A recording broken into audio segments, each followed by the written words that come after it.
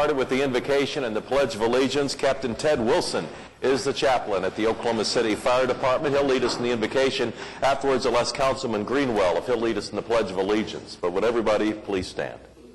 Would you join me in your tradition as we pray? Good morning. Father, again, we thank you for this morning and say good morning to you. We ask for your wisdom in these proceedings. You know the very needs of every council person, every member and their staff, what their personal needs are, and we ask that you grant those needs and you provide them. I ask for the safety of our employees all across this city, from the newest recruit and new hire to the oldest. I ask that hedge of protection that you issue will be around them today so they can go home safely. Use each of us today as instruments of your hand to help someone in some way and to issue to them the kindness that they deserve. Bring some joy through us to their lives. Issue to them your presence, your touch, but use us as instruments in some way today. Bless these proceedings with clarity, transparency, and your presence. We ask this in Christ's name. Amen. Amen. Please face the flag.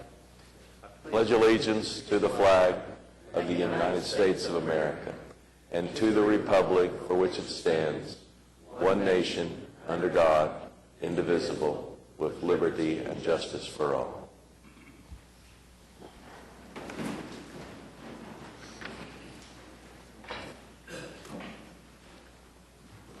Once a quarter, we ask Julie Bank with the Animal Welfare Department to come by and introduce us to a new pet and to remind our citizens that we have a lot of adoptable animals at the animal shelter. Good morning, Julie. Good morning, and I'd love to introduce you to my friend here named Robin. As you can see, she's a little wiggly. She's about 3 years old. She is a heeler mix, full grown, and she has a lot of energy. So she'd be perfect for a family with young kids. She doesn't want to be held. She wants to go down. So Okay. All right. look at everybody that way.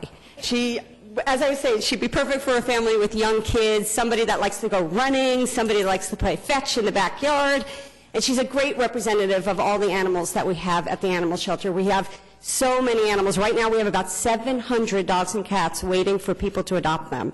So people can actually see animals on our website by looking at okc.gov/animal welfare, and you can see pictures of animals that we have available. Or just come down to the animal shelter. We really need your support right now, and if you can't come down to the shelter, then we encourage people to consider becoming a volunteer, because our volunteers are amazing and they help us do what we do every day. That's great. I noticed out in the hallway somebody reached down to pet Robin, and she immediately rolled over so you could scratch her tummy. Yeah, she is a total wiggle bug, loves to give kisses, loves to have her belly scratched, and I think she's going to make somebody a really great companion, especially if you like to be outside. She might be perfect for somebody that hasn't gone outside for a while and wants to start an exercise regime. You can take the dog for a walk. Is that you? I could wrap her right up for you if you like. Julie, why don't we also remind people about our spay and neutering services? So we do have spay and neuter available for any resident of Oklahoma City. All you have to do is give us a call or check out our website, and we will make an appointment for you. There's no income requirement.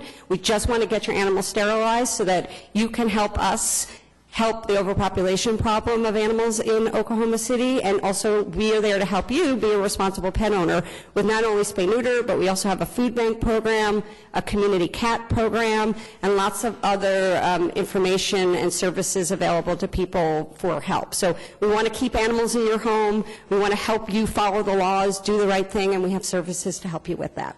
All right. We look forward to Robin getting a new home later today. I'll certainly let you know and send you a picture. All right. Thank you. Thanks, Julie. Again, OKC.gov/animal welfare is how you can see all the animals, or many of the animals at least, that are adoptable down at our welfare center. Now we're on to a series of appointments. We had a clerical error that we wanted to... Mayor, there was. On the appointments the Convention and Visitors Bureau, Aravis Scaramucci should fill the commission appointment 2, not the citizen appointment 3.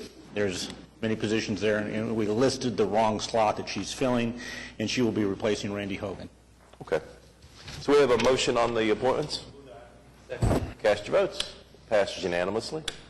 Puts us on to the Journal of Council Proceedings. Item 4A is to receive the journal for June 23rd, and item 4B is to approve the journal for June 16th. Any comments or questions on the journal? All right, cast your votes. Passes unanimously. And item 5 is request for uncontested continuances. Mayor, some today starting on page 25. On page 25 under item 9F1, item F, 718 North Meridian. We ask that that be stricken. We need to re-notify. Item H, 10200 Shadow View Drive. We ask that that be stricken. The owner has secured. Item N, 3119 Northwest 14th Street. We ask that that be stricken. We need to re-notify. Item P, 545 Southwest 25th Street. We ask that that be stricken. That is now occupied. Item U, 308 Southeast 55th Street. We ask that that be stricken. The owner has secured. And item Y, 733 Northwest 91st Street. We ask that that be stricken. Again, the owner has secured. Moving to page 26, under item 9G1, item F, 718 North Meridian. We need to strike that. We need to re-notify. Item H, 10200 Shadow View Drive. We ask to strike that. The owner has secured. Item O, 3119 Northwest 14th Street. We ask that that be stricken. We need to re-notify. Item V, 308 Southeast 55th Street. We ask that that be stricken. The owner has secured. And finally, item Z, 733 Northwest 91st Street. We ask that that be stricken. The owner has secured. Are there any other requests for uncontested continuances? All right. Nothing on revocable permits today, so we'll recess the council meeting, convene as the Oklahoma City Municipal Facilities Authority. All right, we have a motion and a second on the MFA. Any comments or questions here before we vote? All right, cast your votes. It passes unanimously. We'll adjourn the OCMFA, convene as the Oklahoma City Public Property Authority. 5 items. Is there a motion on the PPA? Cast your votes. It passed unanimously. We'll adjourn the OCPPA, convene as the Oklahoma City Environmental Assistance Trust. 2 items. All right, we have a motion and a second on the EAT. Any comments or questions here? All right, cast your votes. It passes unanimously. We'll adjourn the OCEAT and reconvene the council meeting with the consent docket. All right. Are there any individual considerations? Mayor, I did have a couple of things. 7U, I wondered if we could pull out for a separate vote. It's an item that involves First Fidelity Bank, and I serve on their bank board. Okay.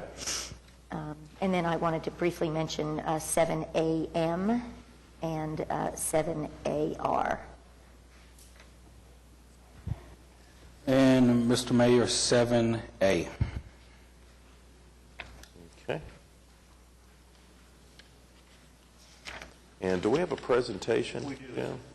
We do. It's item BZ, and it has to do with the MAPS 3 maintenance facility for the modern streetcar. Okay. Well, you want to start with that? We can. Robert Manley, I hope, is here from Jacobs. There he is, to talk to us about the maintenance facility for the modern streetcar. Welcome, Robert.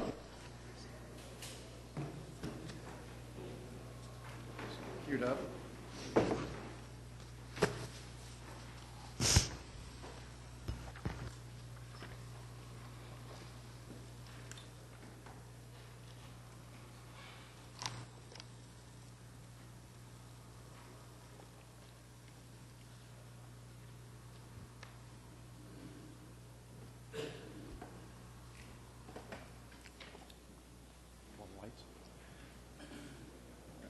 Good morning, Mr. Mayor and City Council. Thank you for having me. I'm Robert Manley with Jacobs Engineering. I'm going to do a quick presentation on where we're at on the 30% design for the maintenance facility for the new streetcar system. The first slide shows what some other city streetcar maintenance facilities do look like. Maintenance facilities can be big metal boxes or concrete boxes. We've tried really hard not to do that. We want to make sure that we were kind of fitting in with more of a context. There we go. So in this presentation, I'm going to show you kind of some of the program requirements we looked at when we looked at all 13 streetcar sites or streetcar maintenance facility sites. I'll show you the facilities program. I'll show you how the program matches up with some other cities that are doing streetcar programs at this time. I'll show you where the site is, how the site lays out, the building plans, some massing, how we are picturing this facility to look like. I'll show you the materials, and I'll show you how the cost estimate panned out. So early when we were originally looking at 13 sites for this facility, we were looking all over Oklahoma City, trying to make sure that we had accessibility, not only for passenger cars, but also for the streetcar vehicles. We wanted to make sure that we didn't have to go way out of our way to get there, but we also didn't want this facility right in the downtown, dead center, so we wanted to have a little bit of a seclusion on it. We wanted to look at the program from not only a short term, but also the ultimate build-out. We want to make sure that the facility on the particular site, we didn't have to build an additional facility. We didn't have to, as your streetcar fleet grows, your streetcar system grows, this building will be it. We don't have to put in another building to take care of the maintenance on this. We want to look at the urban adaptability of the site. So all 13 sites we looked at, this actually had one of the best adaptability potentials, and from a historic context of what is happening around it. We also wanted to look at making sure that we had as much streetcar coverage as possible in the facility. So in a typical streetcar system maintenance facility, you have certain things. A heavy maintenance area.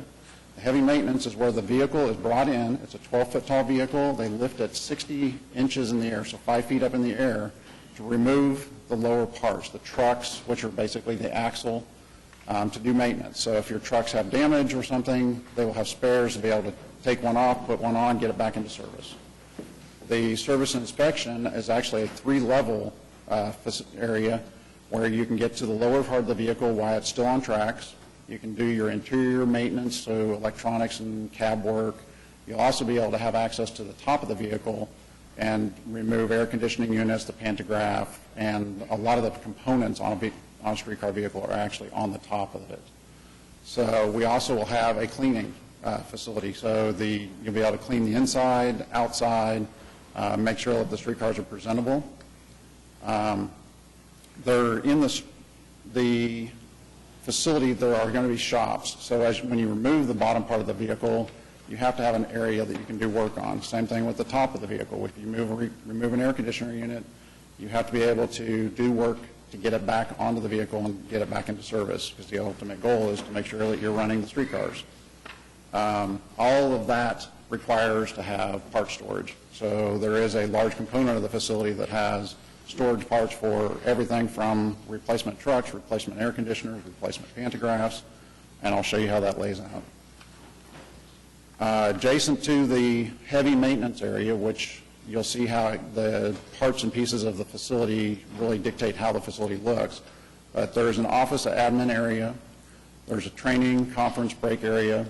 We tried to take and make sure that the office and the training and all those pieces were something that you could commingle. So the guys that are working in the maintenance area and the people that are working in the admin area will be able to share these functions. So the break areas, the restrooms, the training, they'll be able to share it. So you're not having to duplicate your facility and making something over large. I talked about how we were going to be able to access the top of the vehicle. The mezzanine is where we will access that top component.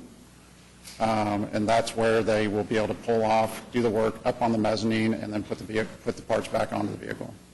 We also want to make sure that as your fleets grow, we're expanding the system, or expanding the building, and we want to make sure that you could do that easily. So there are some parts and pieces of the buildings that we identify where it could be easily expanded. On the site itself, we have maintenance of way vehicles. The maintenance of way vehicles are your pickup trucks, your supervisor's vehicle that you can exchange drivers, as well as something along the lines of a bucket truck where they can maintain the catenary lines that are running above the street. So we need to have storage for those. We also need to have storage for the parts and pieces that are running out on the system, the catenary lines, the extra poles. We'll have yard tracks where the vehicles are brought into the maintenance facility as well as where they're stored. We'll have employee parking. There's outdoor material storage. waste handling, recycling, that's where everybody, our dumpster, that's kind of a normal component of a property. But we'll also have recycling, and we're going to have areas where we can recycle steel and metal that as part of the streetcar vehicle. Things that we're not providing in this, and we've worked with Embark to help them with this, but the wheel truing, we're not providing wheel truing in this. And the wheel truing is where you get a flat spot on a wheel because you're running steel wheels on steel rails. The streetcar stops quickly, it will end up with a flat spot, and it'll affect your ride and how the people perceive your ride on the vehicle. So you want to be able to true those up.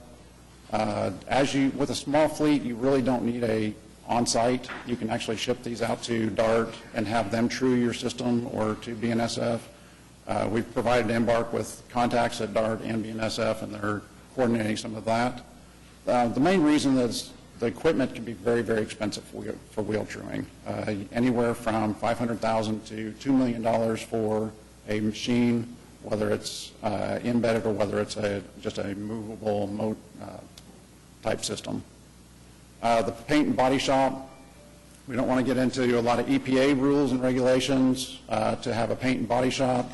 And the streetcar vehicles are actually made with removable parts. All of the body components of the streetcar can be removed, taken to a separate site, which something along like Embark's busing facility, or even just a normal automotive body shop, and they can do a maintenance and clean up and repair the parts and pieces, because most of them are just fiberglass. The fare collection, we're still working with Embark, but the idea is that where they're collecting their bus revenue is where they would want to collect the streetcar revenue as well. That way it's all in one place, and they have a lot more control over it. And the non-revenue vehicles, the pickup trucks, that sort of thing, those are sort of things that you can actually work with the dealer when you purchase the vehicles to actually do the maintenance as well. So from a program standpoint, we are at 18,000, do I have a pointer?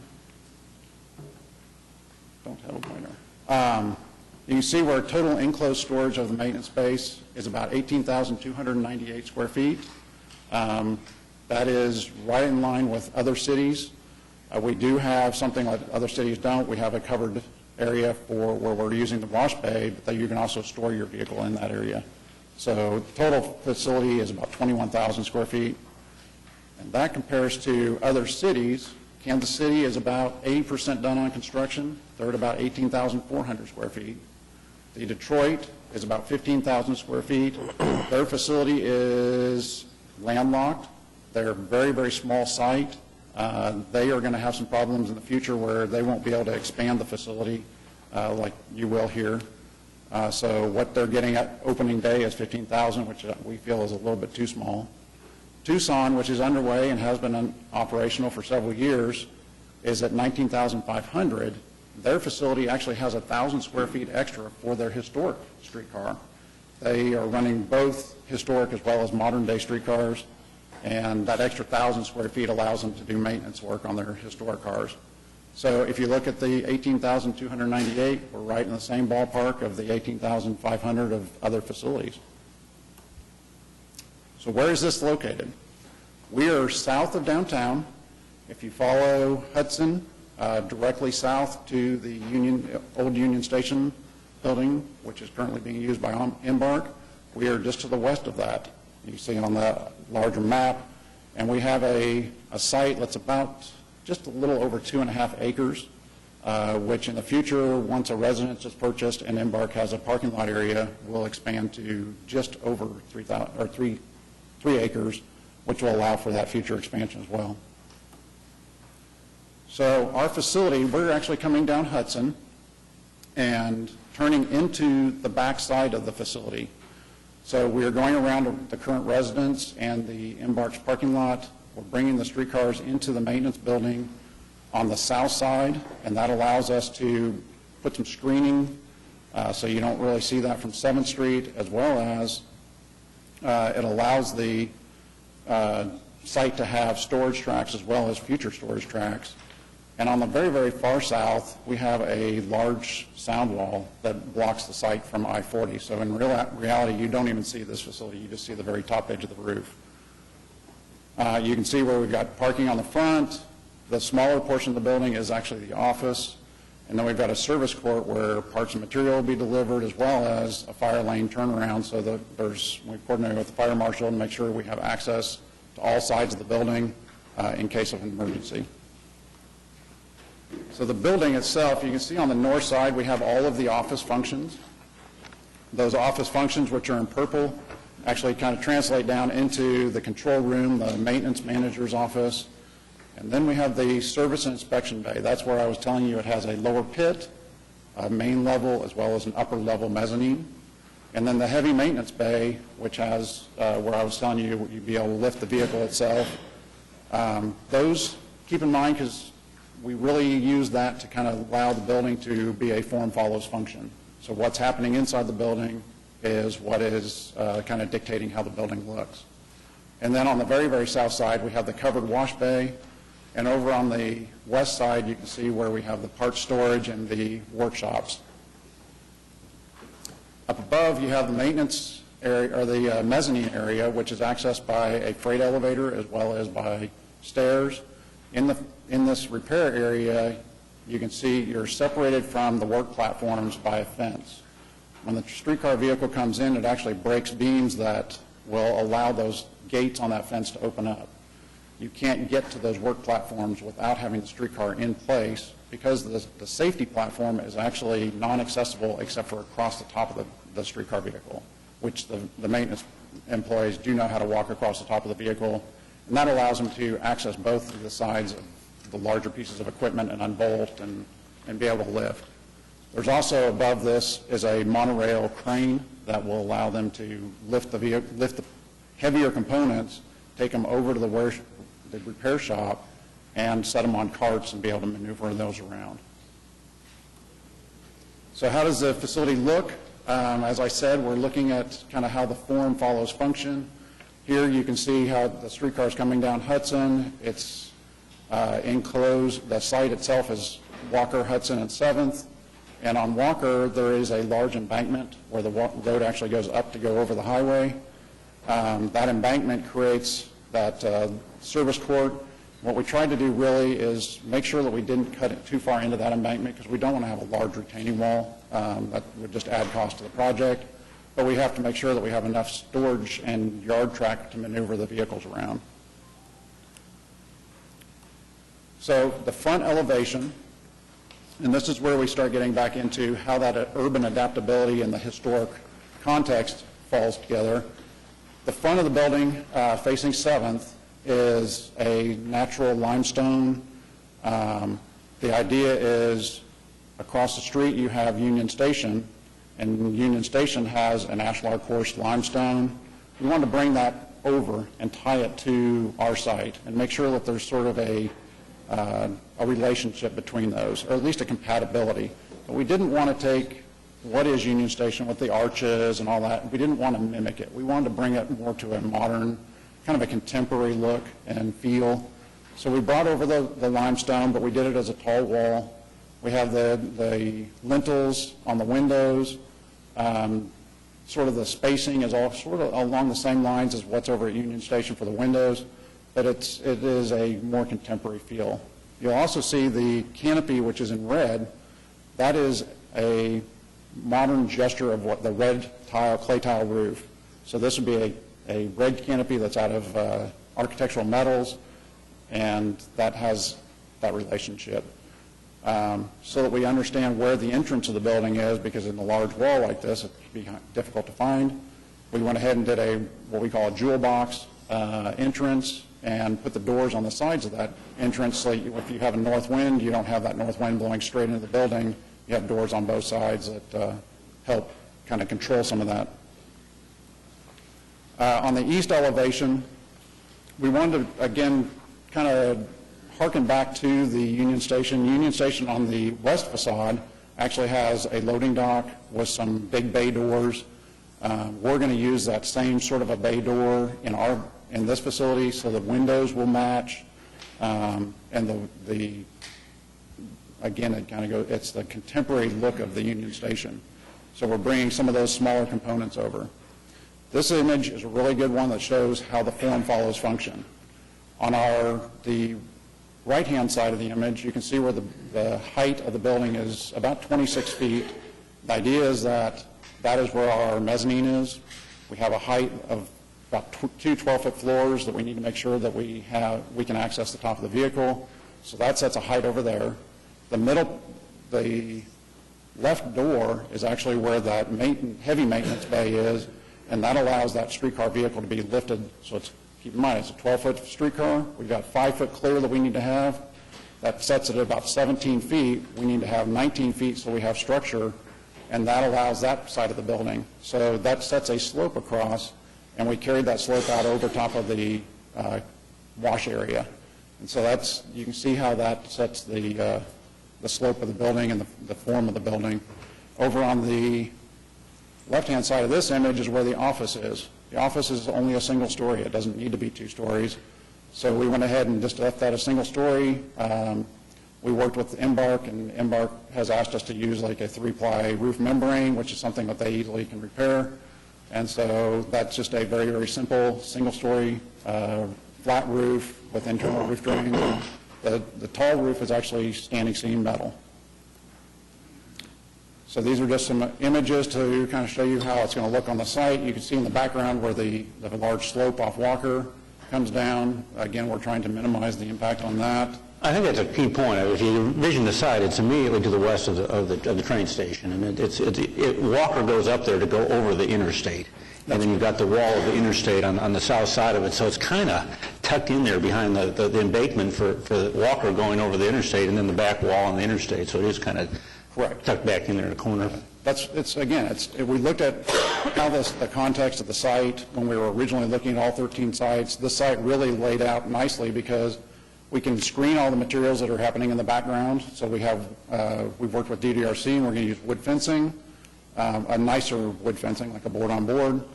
And that screens those streetcars back in their maintenance area as well as some of the storage parts, even though we are trying to keep most of the storage parts inside the facility. We are working with the city and maps on how we store all those parts. So looking the other direction, this is looking towards the east. You can see how we have that relationship between our tall wall and the Union Station and the red clay roof and our canopy. So it's a very subtle gesture, but it just has that very, very nice, clean, simple idea. And again, we didn't want just a big concrete box. That's what a lot of maintenance facilities are, or just a metal building. We felt that there's an opportunity here facing towards downtown where we could do a little bit more.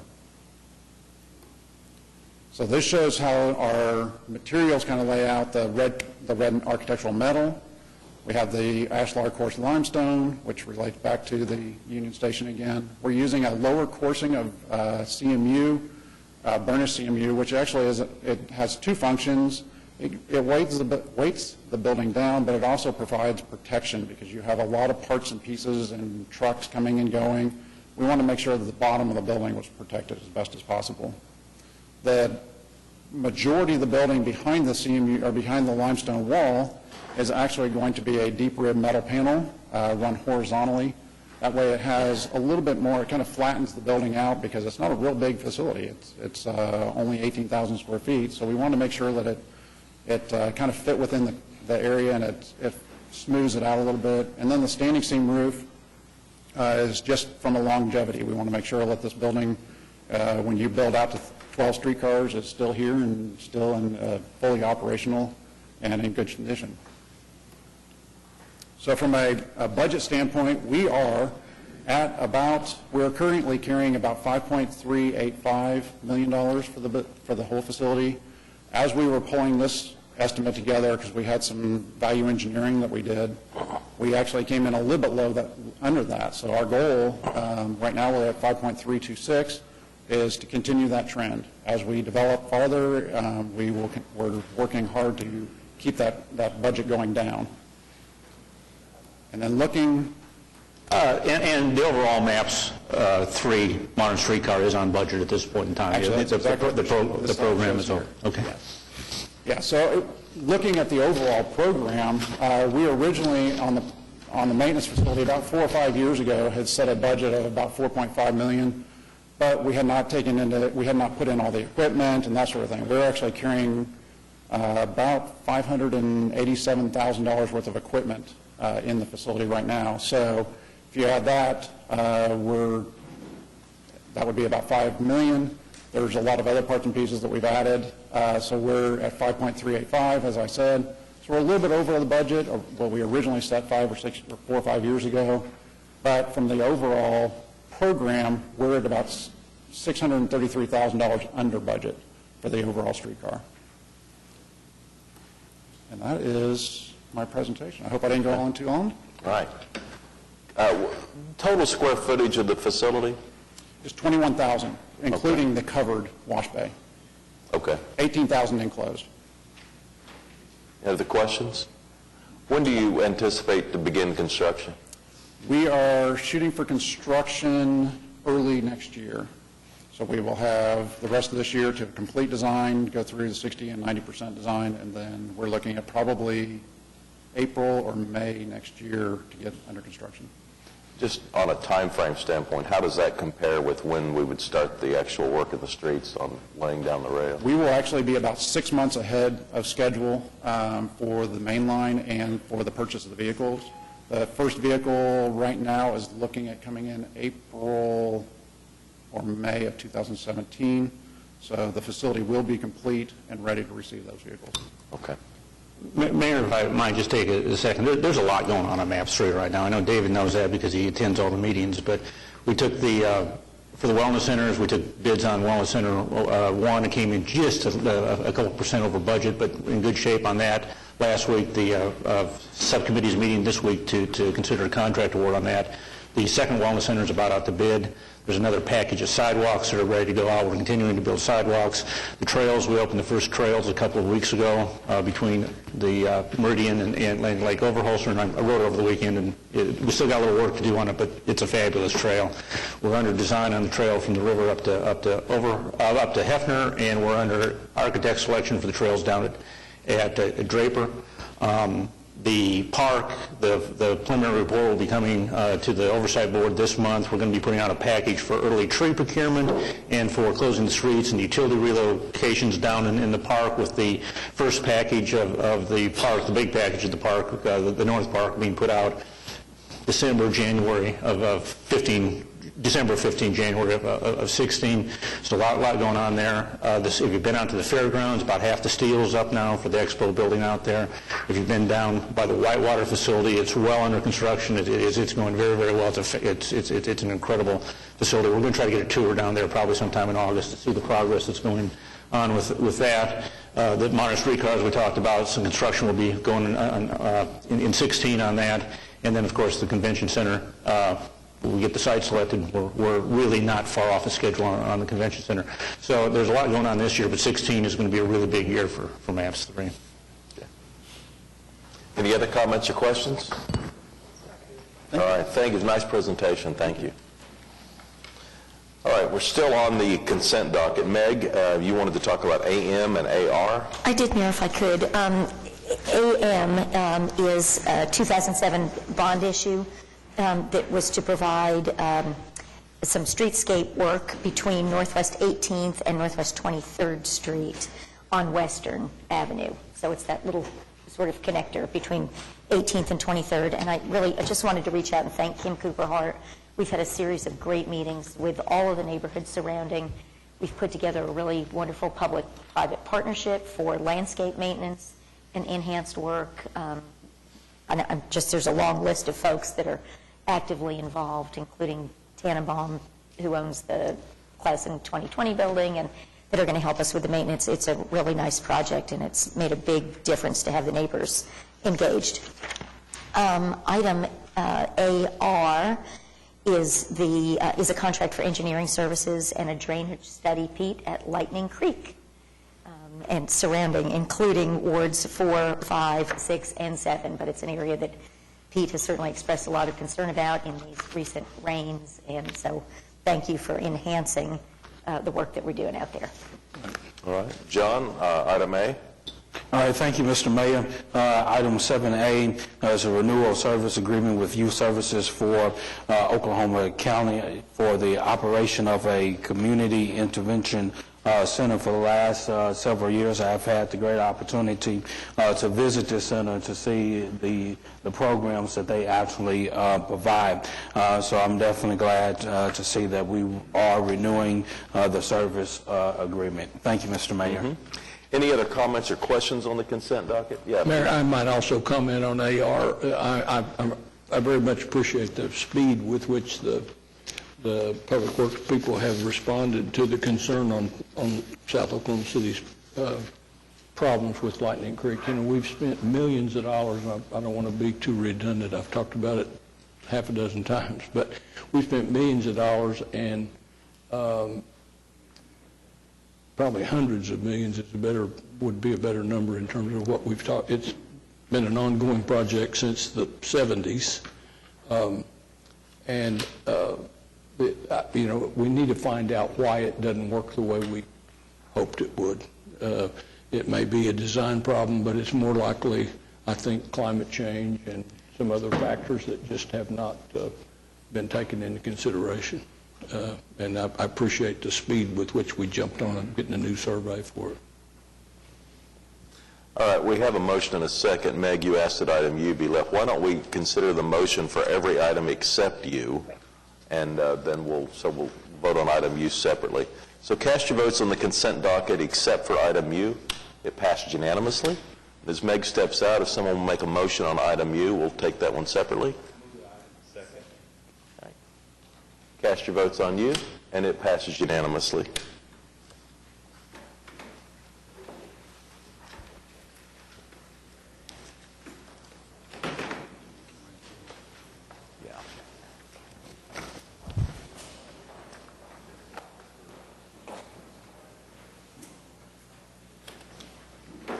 Item 8 is a concurrence docket. It's like 7 items listed here. Any comments or questions on the concurrence? All right. Cast your votes on the concurrence docket. It passed unanimously. Item 9 begins a series of items that require a second vote. I noticed Dr. Goodloe had driven in from Tulsa. Why don't we move up item 9I and allow him to continue with his day without having to wait for us to go through each of our items? This is to approve the budget for the Emergency Physicians Foundation Control Board. Appreciate that, Mayor and City Council. Be happy to know that I stayed in Oklahoma City last night. I'm working all day here. My tax dollars are here today and tonight as well. So, also of note, in the budget that we have for you this year, we are doing an office staff retreat, and whereas many organizations choose to venture out of their usual operating area, we are keeping that within Oklahoma City as well. So we are doing very much everything we possibly can to not only limit our expenses, but to keep those expenses locally in the areas that we serve. So without further ado, it's always a pleasure to be here and represent our EMS system and the 4,000 plus EMTs and paramedics and dispatchers, firefighters that are capably serving citizens of Oklahoma City, Metro Oklahoma City, and Metro Tulsa. This particular item deals with the budget that we are requesting your approval on to provide medical oversight for the fiscal 15-16 year. And I would be remiss if I didn't take just a couple of minutes to tell you, when you look at this budget, you will see that obviously salaries and benefits constitute the vast majority of this budget, as is pretty typical for an organization of our type and size. Just very quickly, so you understand the people behind this, Dr. Sabina Braithwaite joined us in March of this year as an associate medical director. There is not a larger EMS system in the country that had been operating with a single day-to-day physician, and so I'm very grateful to have a colleague that is helping with our practice of EMS medicine. Just during our last council meeting in which we were talking about the response time issues and the mission of our EMS system, Chief Bryant from the Oklahoma City Fire Department. We're all very proud of him, serving as president of the International Association of Fire Chiefs. Caught me outside the city council chamber, and he said, I just want you to know, in my travels as the president of IAFC, I have been hearing more and more about Dr. Braithwaite. Everywhere I go, people can't believe that we somehow got her in Oklahoma City. And so she's in a part-time status with us. She is residency trained and board certified in emergency medicine, but of particular note, she is board certified in EMS medicine. There are fewer than 250 physicians in the entirety of the United States that are so certified. So we're very happy to have her incredible expertise. She is now serving on the National EMS Advisory Council, so Oklahoma City has a direct voice in the federal government's considerations of all things EMS. Here in Oklahoma City, we have our executive assistant, Jen Jones, who just recently left one of the more notable energy companies in Oklahoma City's history to join with us. David Howerton is our longest-serving member in the Office of the Medical Director. He's trained as a paramedic. He's held multiple positions in our EMS system, both in Tulsa and Oklahoma City, and truly is working for the betterment of care and on behalf of citizens 7 days a week. He's reachable 24 hours. The hospital systems know David very well here in town, and his counterpart in Tulsa providing that same level of day-to-day clinical assistance, Duffy McAnallen, also a paramedic with 30-plus years of EMS experience as well. We have another 30-plus year EMS experience veteran, Howard Reed, who is in charge of our cardiac arrest analysis program, and he has very quickly gone from a student of such analysis to truly one of a handful of individuals in the United States that other systems are consulting as to how to best review cardiac arrest care provided by EMTs and paramedics, and even the software manufacturer that provides our framework for how we analyze cardiac arrest care is now frequently consulting with Mr. Reed on how to better their own program. So I think that speaks volumes about the expertise we have there.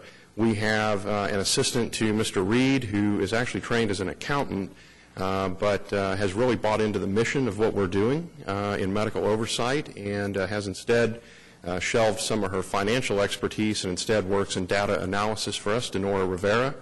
And finally, I would be remiss without saying one of the real hallmarks of this budget for this year is it allows us to bring one of the world's experts in medical oversight platform development and software. He is a foreign national. He's a Canadian citizen. We have been consulting with him for close to 15-plus years, and he is so impressed with the work that is being done in Oklahoma City that he is very interested in working for us full-time. And so by moving the outsourcing of his services to insourcing, we will actually avail ourselves of over 1,000 man-hours plus at no additional cost. And so we are always trying to find ways to better spend the money that, again, if you approve this budget, this is not additional money to monies outside of the fire department budget or the IMSA budget, but we do very much value the role of medical oversight and the independence of that, so we want to present this budget to you on a yearly basis. And so I thank you for your time and consideration. I'd be happy to answer any questions. All right. Thanks very much, Doctor. Thank you. All right. Is there a motion to approve the budget? So moved. Okay. Cast your votes. It passes unanimously. Thank you. All right, we're on item 9A. It begins a series of zoning cases. The first is in Ward 3. It's an ABC issue at 209 Outlet Shops Drive. Larry? Yes, sir. Has anybody signed up on this? No, sir. This is to round out the development out there. It was unanimously approved by the Planning Commission. No objection. I move for approval. All right, cast your votes on 9A1. It passes unanimously. Item 9A2 is also in Ward 3. It's a zoning case at 905 North Tulsa. It's currently an RMH2 manufactured mobile home park district, and it would become an I2 moderate industrial district if approved. Larry? Yes, this also was unanimously approved by the Planning Commission. Has anybody signed up? It's an attempt to provide some additional facilities for a paving company out there. I move for approval. All right, cast your votes. It passes unanimously. Item 9A3 is a zoning case in Ward 7 at 100 Northwest 114th Street. It's currently R1 single-family residential, and it would become an I2 moderate industrial district if approved. John? All right, thank you, Mr. Mayor, Madam Clerk. Has anyone signed up? This was approved by the Planning Commission. Therefore, I move for approval. All right, we have a motion and a second on 9A3. Cast your votes. It passes unanimously. Item 9A4 is a zoning case in Ward 8 at 2628 Northwest 150th Street. It's currently a planned unit development, would become a new PUD if approved. Mark? Yeah, this is an ordinance on final hearing, PUD 1577. The applicant is Quail Springs Land Development, LLC. It was passed unanimously by the Planning Commission, and I think the applicant has a report that they would like to make to the city at this time concerning discussions with some of the neighbors. Yes, David Box, 522 Colcord Drive, here on behalf of the applicant. During the course of today's hearing, my client and the written protest that's been submitted have come to a resolution. The protest will withdraw. They're here to confirm that, but there has been a resolution. Therefore, the written protest is going to be withdrawn. There is no more written protest. I'm not sure if anyone else has shown up, but at this point, I believe we've satisfied, after 9 months, all the various neighborhood groups. I'd still be happy to explain what we've got and what this PUD represents if the council and Councilman Stonecipher would like to hear. Yeah, well, what are your plans here? Sure. Let me get my easel real quick.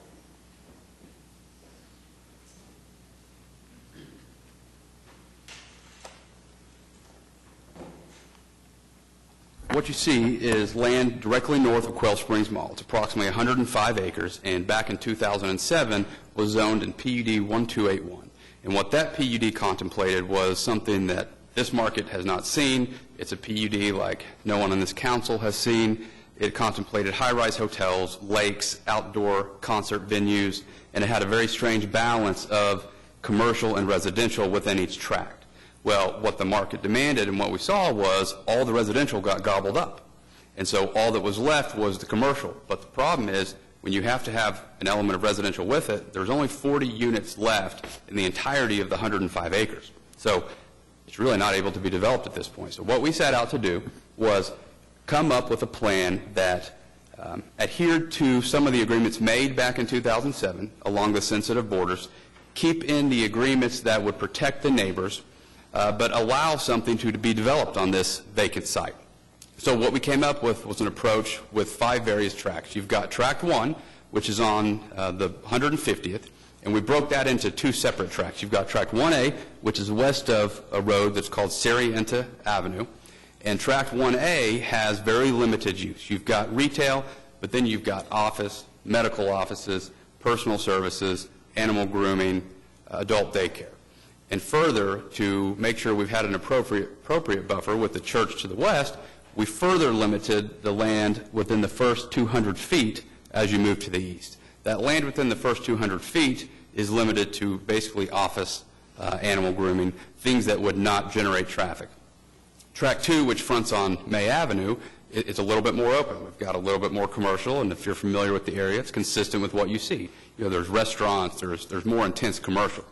Tract 3, it's a very odd tract, as you can see, and so what it'll allow is either office or we have an element of personal storage.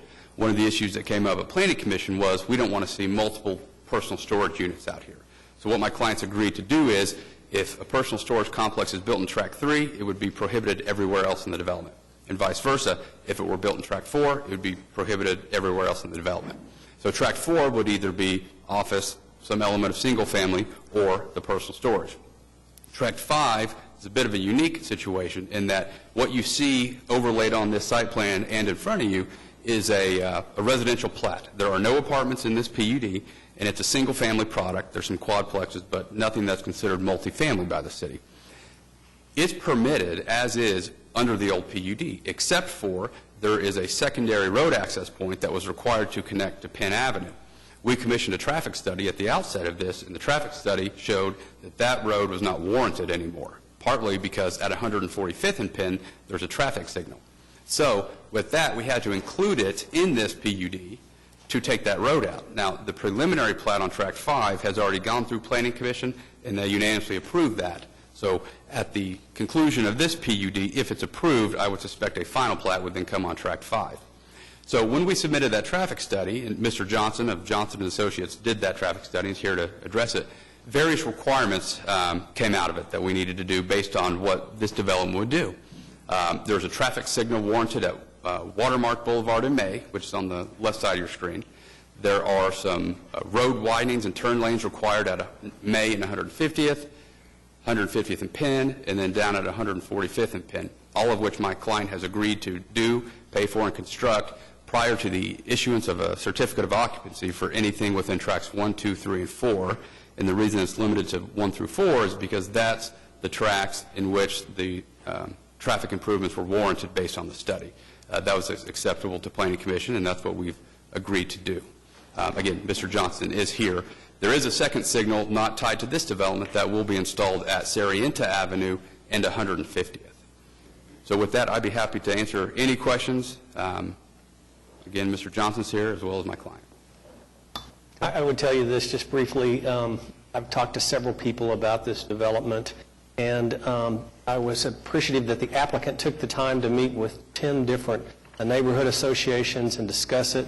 The traffic study, there were some concerns about traffic, and I want to thank Stuart Chai and Eric Winger for helping me alleviate those concerns and to understand what the plan is. And density is not a bad thing as long as there's orderly development, and we just need to make sure that we have adequate traffic mechanisms in place, and I feel much better after talking to Stuart Chai. Okay. Any other comments or questions? All right.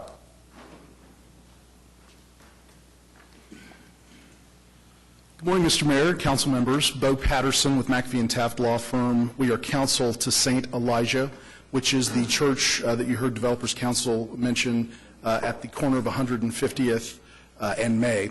I'm here today on their behalf and have also been authorized to speak on behalf of Kernkey Funeral Home, which was the other submitter of written protest located just to the south of St. Elijah. We appreciate the efforts the developer has taken. This has been a long and winding road and started in 2011, and now we've gotten here.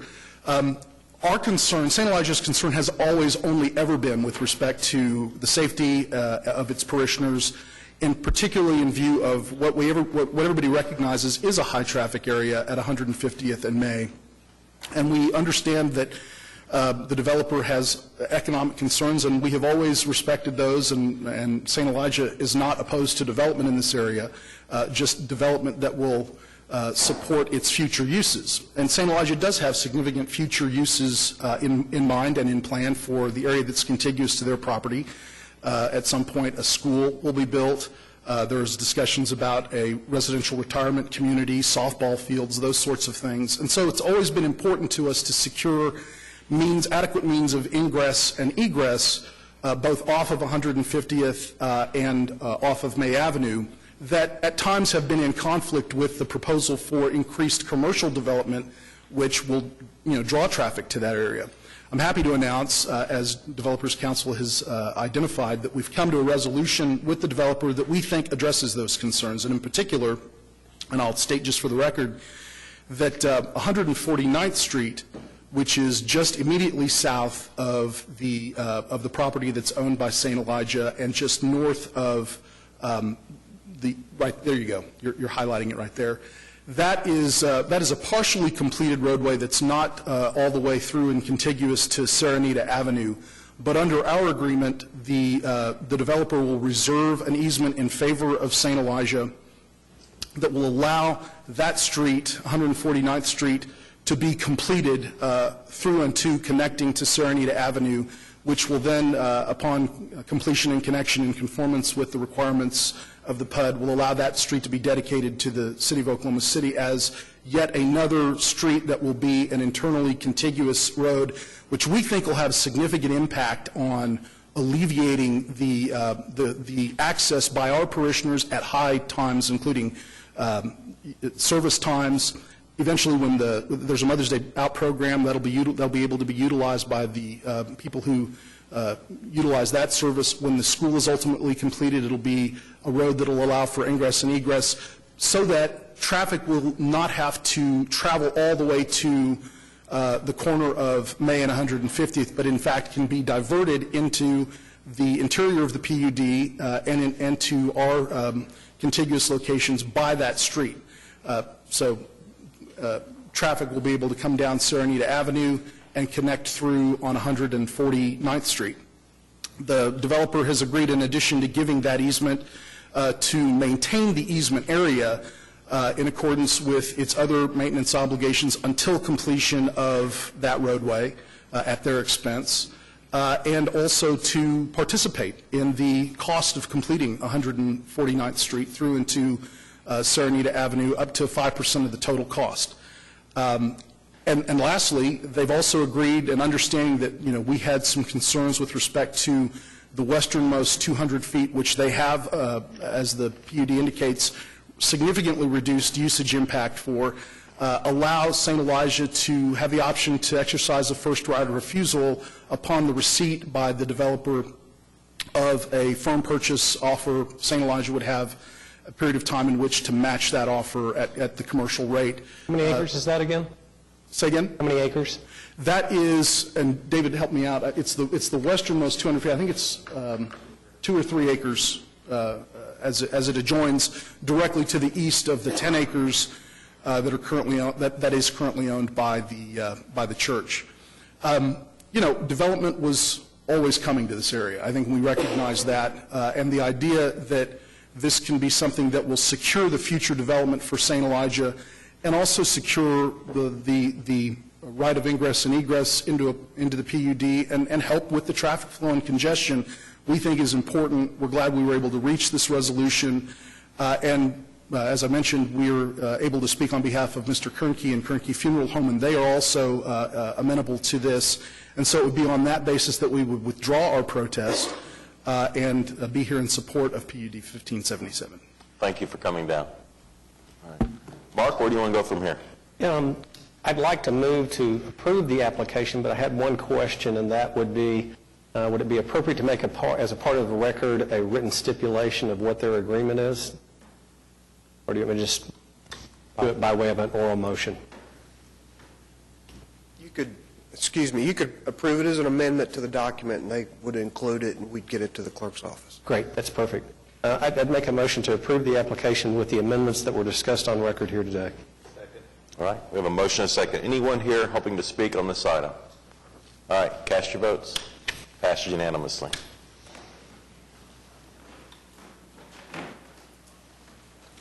All right, 9B is a public hearing. This would set up a resolution that would create a street improvement assessment district up in Ward 8. Is there anyone here hoping to speak on item 9B today? All right, Mark, looks like we're good to go on this. Yeah, I'd make a motion to approve. All right, we're voting on item 9B. Cast your votes. It passes unanimously. Item 9C is also a public hearing. This has to do with vehicles for hire and in getting our definition to comply with state law. Is there anyone here hoping to speak on item 9C today? All right, cast your votes. If there's a second, cast your votes. It passes unanimously. Item 9D is also a public hearing. This has to do with repealing the rules that we put into place a year ago regarding Uber and Lyft in result of state law kind of trumping the regulations that we had set in place. Do you have something to say on this matter? No, just here to answer any questions for you, Okay. sir. Is anyone here hoping to speak on item 9D today? This is a public hearing.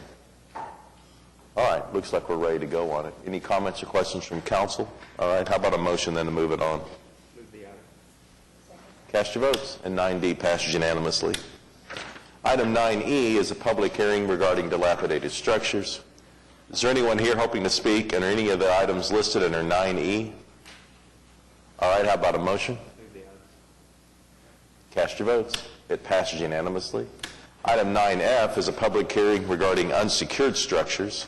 Is there anyone here hoping to speak on any item listed under 9F? Yes. Come on forward. Good morning. We'll need your name and address for the record. My name's Meredith McGinnis. I'm here under the 8 Southeast 59th Street. Let's see. Is that item V? Yes. 8 Southeast 59th Street. It's a commercial building? Okay. That's in Ward 4, Pete. Currently, it's owned by Lou McGinnis. I'm the corporate counsel, and we've secured the building so that no vagrants can get in, and it's scheduled to be torn down in the next 90 days. From the look of the picture, does it look today like it looks in that picture? Right now, they've covered it so that no one can enter. That hole right there that we're seeing in these pictures taken June 29th, does it still look like that? No, we've had someone come and cover it. Okay. I think I'd still prefer to leave it on. It's been in that situation for some time. Leave it on and have you work with Charles, and if you can satisfy their needs to keep it secured and maintained, nothing will happen. But did I hear you say it's scheduled to be torn down? Yes. Within 90 days?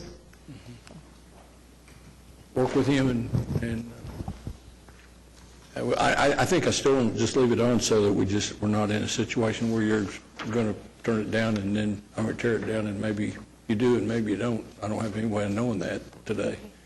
So just stay in touch with Charles, and they'll monitor the situation. If you do what you're saying you're doing, that'll be just fine. Okay. Thank you. All right. Thanks for coming down.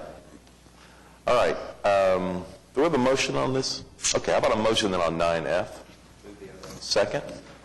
Cast your votes. And it passed unanimously. Item 9G is a public hearing regarding abandoned buildings. Is there anyone here hoping to speak on any item listed under 9G? All right, we have a motion and a second. Cast your votes. It passed unanimously. Item 9H is a public hearing regarding removal of property from the abandoned building list. Two items listed here. Is anyone here to speak on either of these items? All right, how about a motion on 9H? Cast your votes. It passed unanimously. We've already voted on item 9I rather. So that moves us on to 9J, and this is our annual renewal of the Dell project. All right, we have a motion and a second. Any comments or questions from anyone? All right, cast your votes on 9J. It passed unanimously. Item 9K deals with the Journal Record Building. Next two items, K and J, have to do with the finally selling the Journal Record Building. Kathy or Brent, do you want to give just a quick summary of it? Or John Williams? John Williams, as counsel to the Oklahoma City Industrial and Cultural Facilities Trust. There are two companion items. The first deals with the sale of a very small amount of the square footage of the basement of the Journal Record Building, and this sale is to the Oklahoma City National Memorial.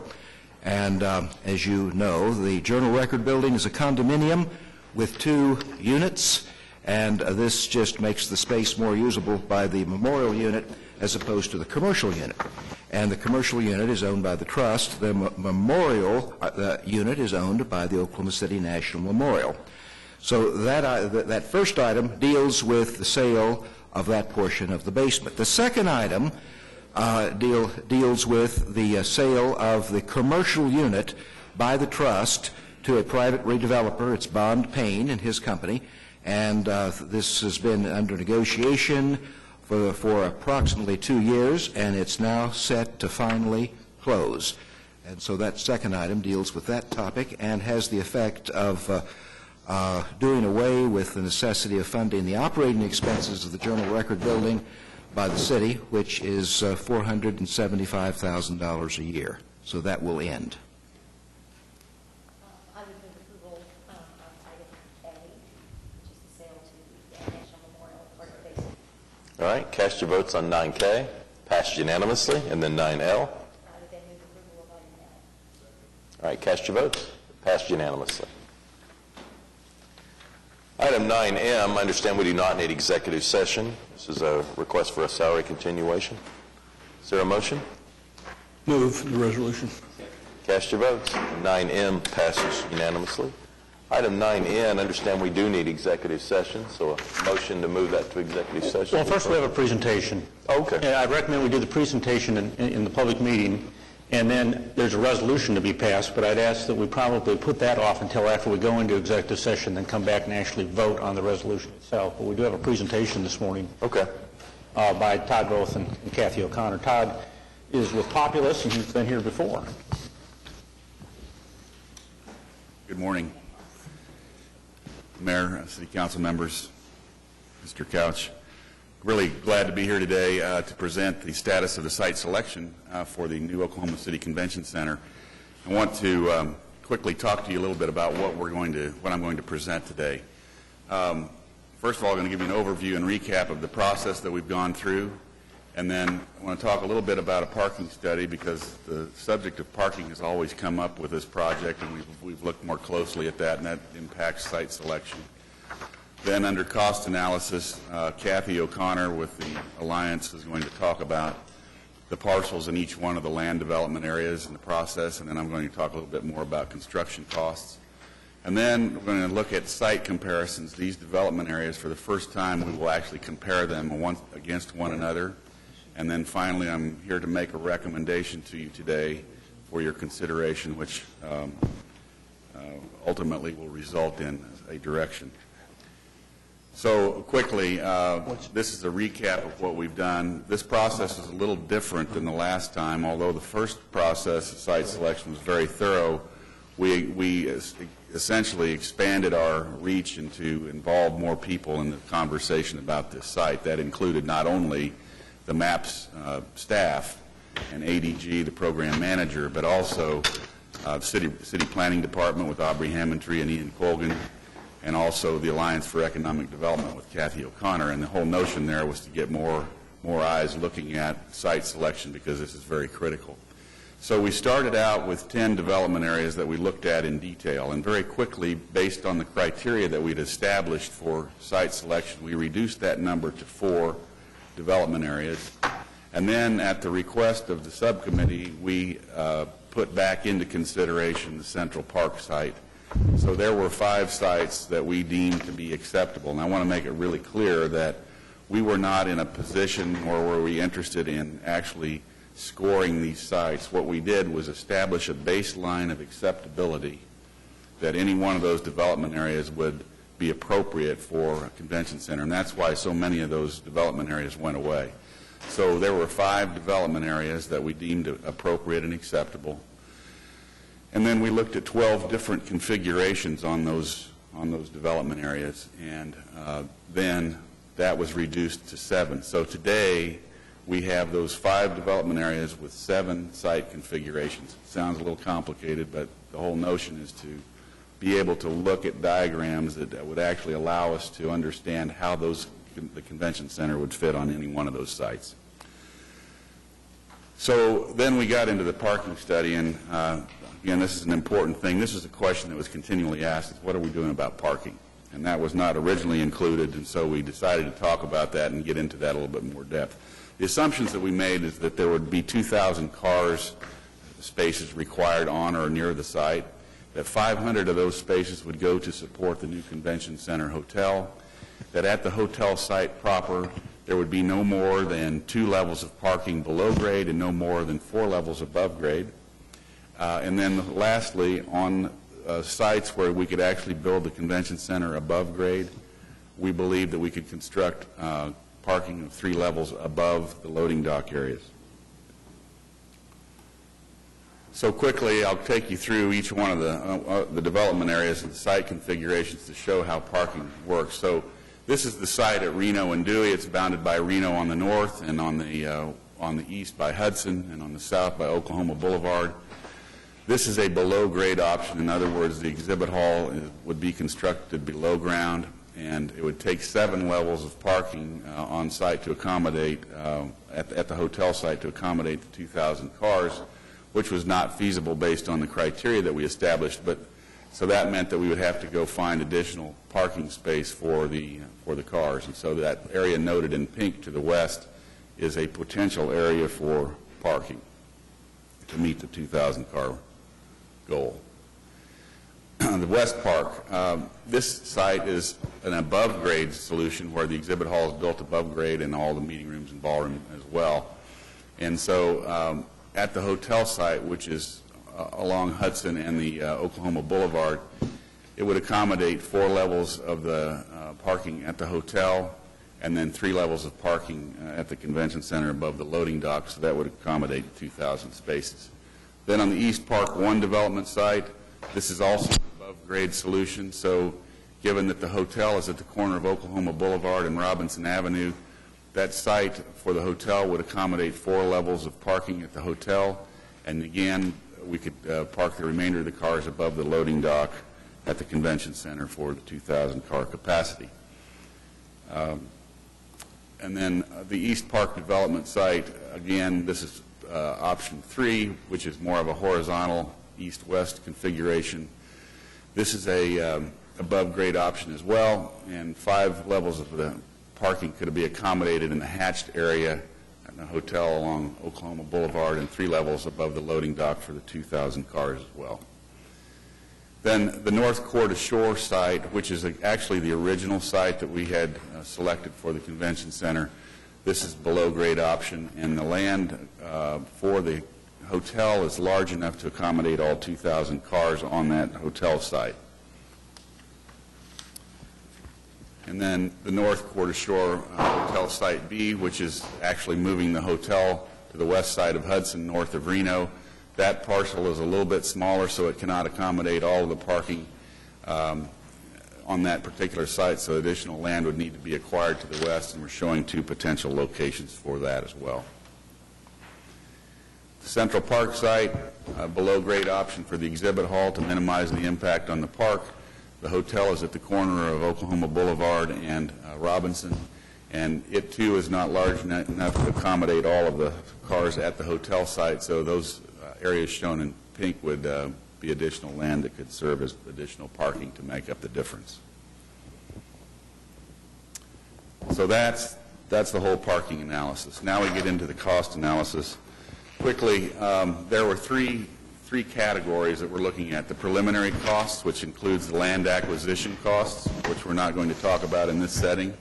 The total cost of site demolition, that's preliminary cost. The second category is building costs, which includes utility relocation and potential removal. Total cost of site development, which is landscape, hardscape, and relocation of roads. And finally, the total cost of the building, whether it's above grade or below grade, is included in that category. And then the third component is the overall cost, which is the sum of the first 2. So now, I'm going to ask Kathy to come up and talk about these different development areas and the parcels associated with it. Kathy? Good morning. Just want to talk a little bit about some of the factors that we looked at that can impact land acquisition for each of these different development areas and each of the different configurations. The Oklahoma City Urban Renewal Authority has an agreement, a contract with the city to manage the land acquisition process for the city for all the MAPS projects. So what we have done is we have assembled a team of appraisers to take a look at each of these development areas and each of the configurations, and to evaluate some of the factors that contribute to the ease or difficulty of acquisition. Things like the number of parcels that would have to be acquired, the number of different owners, whether or not there are billboards or cell phone towers in the area.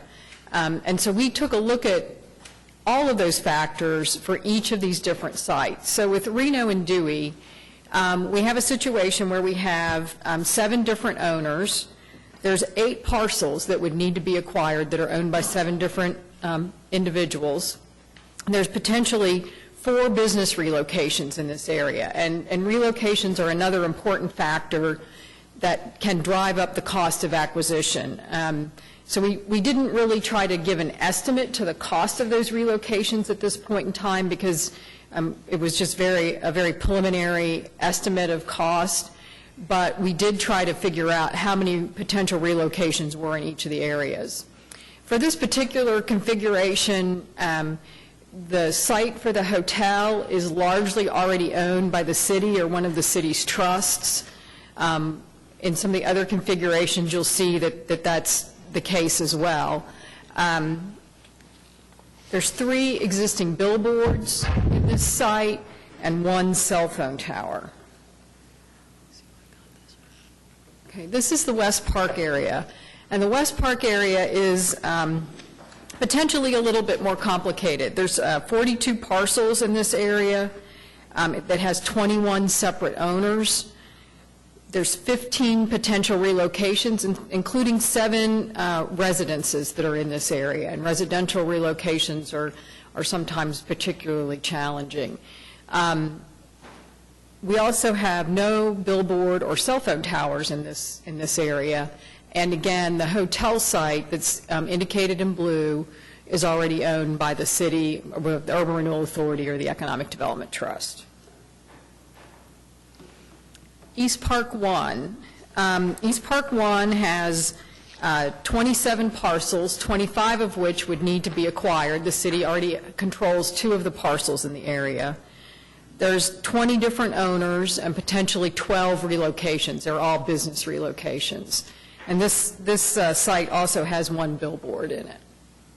The hotel site in this configuration is made up mostly of the property that is the old ramp for the I-40 that's owned by ODOT.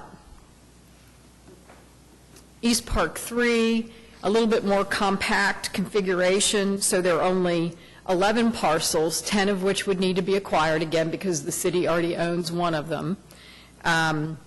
There's 3 possible relocations and no billboards or cell towers.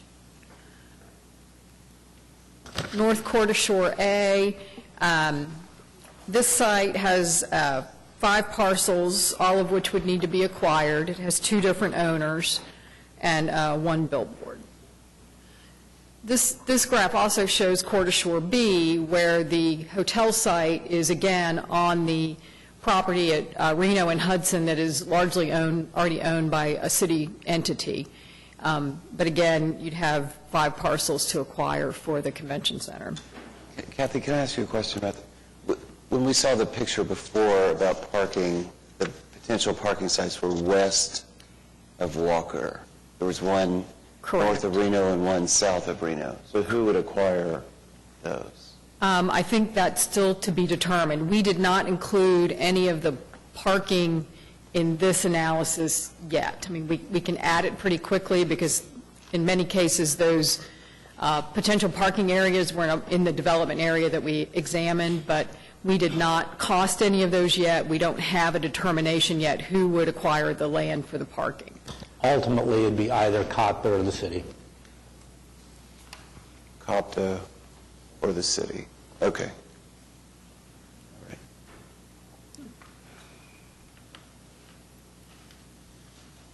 And then this was the last development area that we looked at. This is the Central Park. There's 2 owners. ODOT still owns a portion of the Central Park configuration. Really not much more to say about that one. On this one, again, the hotel site would be to the east of the convention center on the parcel that's mostly owned by ODOT.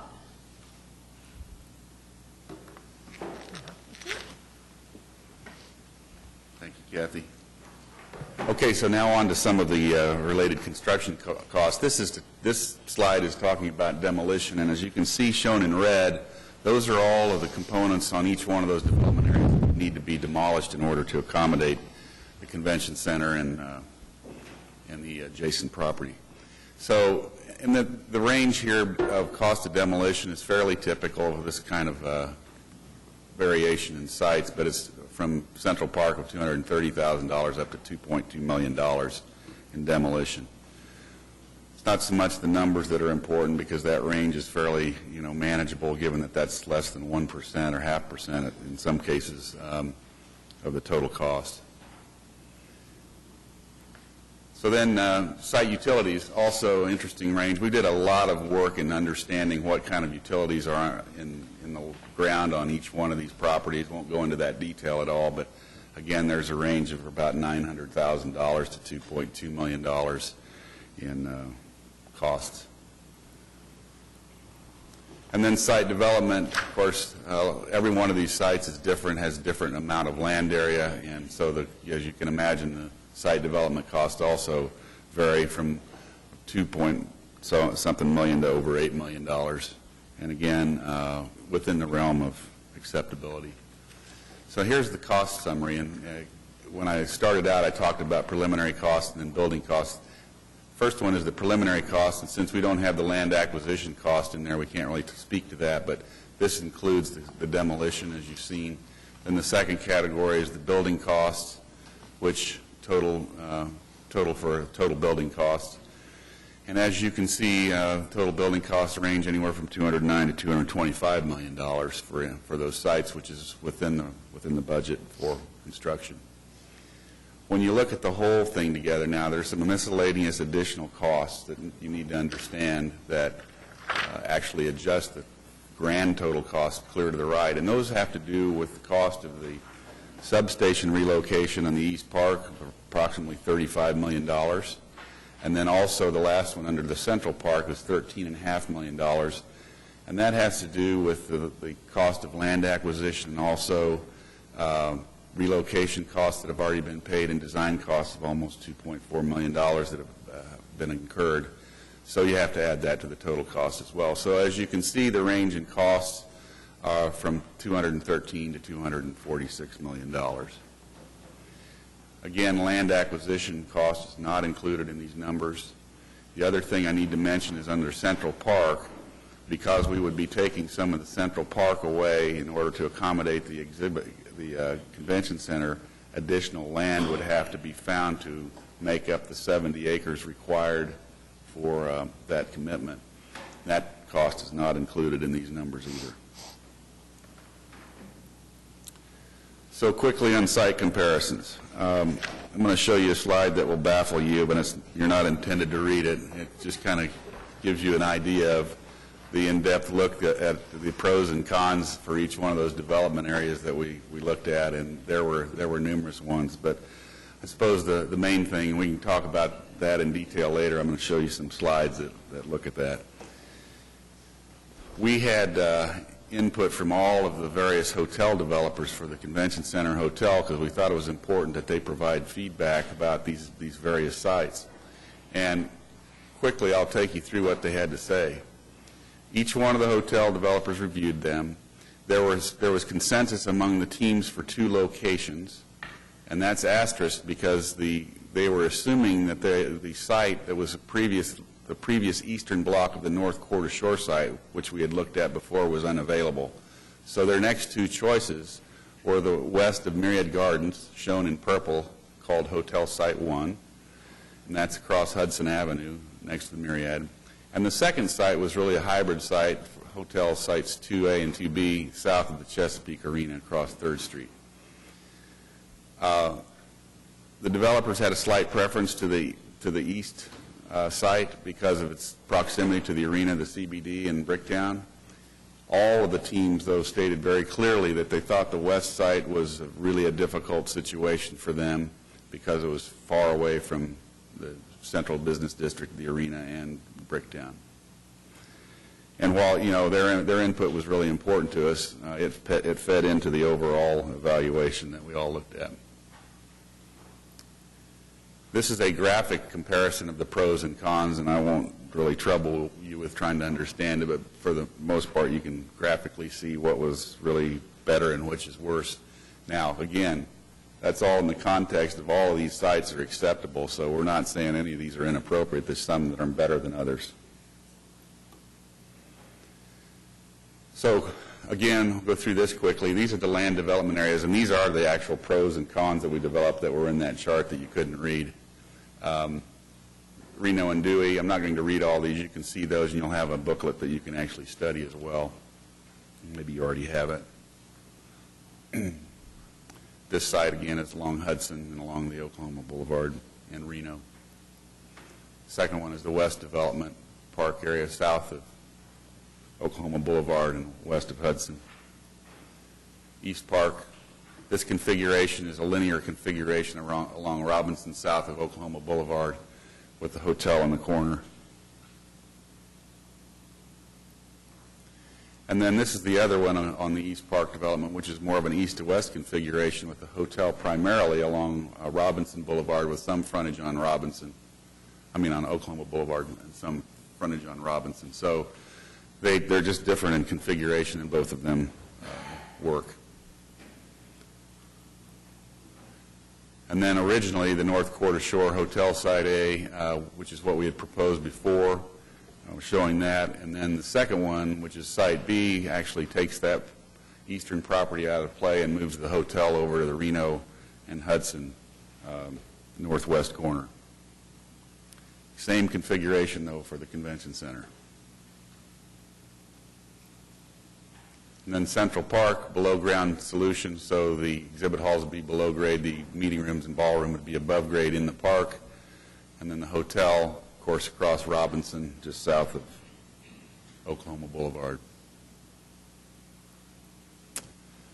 So now we come to the recommendations. And these are recommendations that we feel pretty strongly about, and this is not, again, about any one of these sites being horrible. The 5 are still acceptable. But all along, we felt like we needed to have a number of options for you to consider so that you could get the best price possible when it comes to acquisition. And so that's what we're doing. So we're going to recommend 2 development areas basically today. And those development areas, if you can go out and inquire them, great. If you can't, then you move on to the next grouping that's in the acceptable range. So here's the recommendation. Essentially, there are 3 development areas, and I mentioned this before, but Reno and Dewey and North Quarter Shore they overlap enough that you can kind of look at them as hybrids. And so that's essentially one development area, and then the East Park is the second development area. And there's 2 configurations actually there's 4 configurations, 2 for East Park and then the hybrid Reno and Dewey and North Quarter Shore.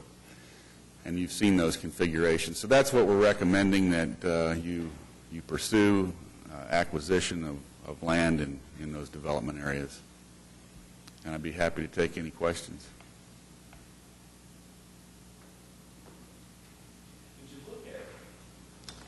Did you look at the ease of acquiring the land or getting the site ready? I mean, with the OG&E substation, obviously that's not something that can be moved easily or quickly. Right, yeah, and so that in particular is probably a good one to talk about, because there is a lead time for them to actually relocate that component.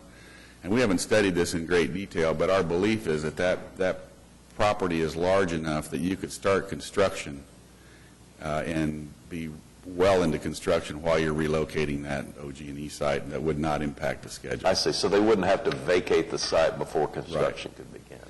Now, under either one of the East Park configurations? The first East Park, which is more linear along Robinson, would be a little bit easier because you could start at the southern end and work your way north. The other one's a little bit more difficult. Okay.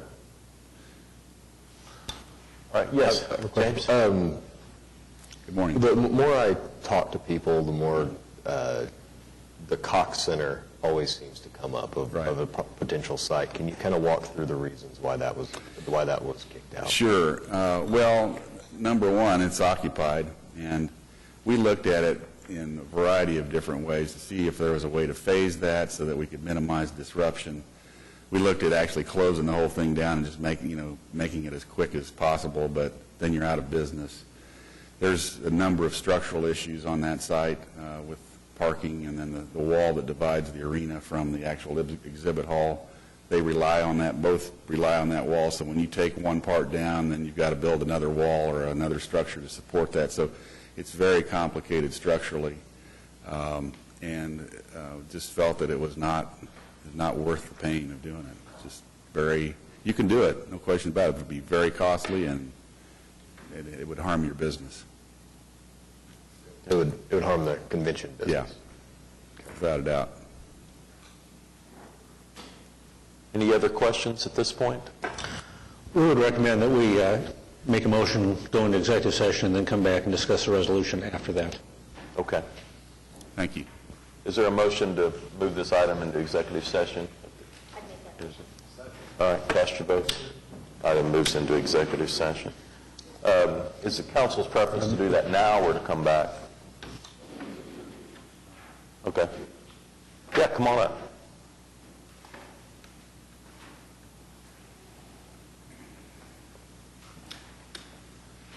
Morning, Don. Council members, my name is Don Hayes, Hayes Brokerage, Ward 2. I represent the Producers Co-op oil mill, And I would like to say that we're still interested in doing business with the city, and we'd love for the city to reconsider the site. And it's the largest single tract owner in downtown Oklahoma City, and you could essentially build the convention park there because it is large enough. It's about the size of the core of downtown. And my suggestion is to make your lives and our lives a lot easier as well. It'd be an easy transaction for one owner as opposed to multiple, and highly visibility and highly accessible opportunity for the city. So I would ask that you would please reconsider this as an opportunity. All right. Thanks, Don. Executive session at this point, or wait to save it to the end, like we typically do? Anybody care? Okay, why don't we just save it to the end and take care of the rest of our business? Okay, so item 9N2, we'll move into executive session. Item 9O, understand we do not need executive session on this item? No, sir, it's representation. All right, how about a motion then? Okay, cast your votes. It passes unanimously. Item 9P, understand there's nothing prevalent today, so how about a motion to strike? Cast your votes. Item 9P is struck from the agenda. Item 9Q is claims recommended for denial. Is there anyone here hoping to speak under any item listed under 9Q? All right, how about a motion? Cast your votes. It passes unanimously. Item 10 is claims recommended for approval. Is there anyone here hoping to speak under any item listed under item 10? All right, how about a motion? Cast your votes. It passes unanimously. And on items from council, James, do you have anything for us today? Ed? Larry? Pete? Right before the 4th, the Highland Park Neighborhood Association, in cooperation with the Neighborhood Alliance, and in further cooperation with an organization called the Catholic Heart Work Organization, brought a number of bright-faced young folks to southeast Oklahoma City and painted houses and planted flowers and did all kinds of things. I had an opportunity to go out and watch it in action. And it was hard to tell. It was hot, really, but it was really hard to tell who's enjoying it the most. The primarily impoverished elderly residents or the kids that were actually doing the work. It was just a really nice experience, and I want to thank everybody from the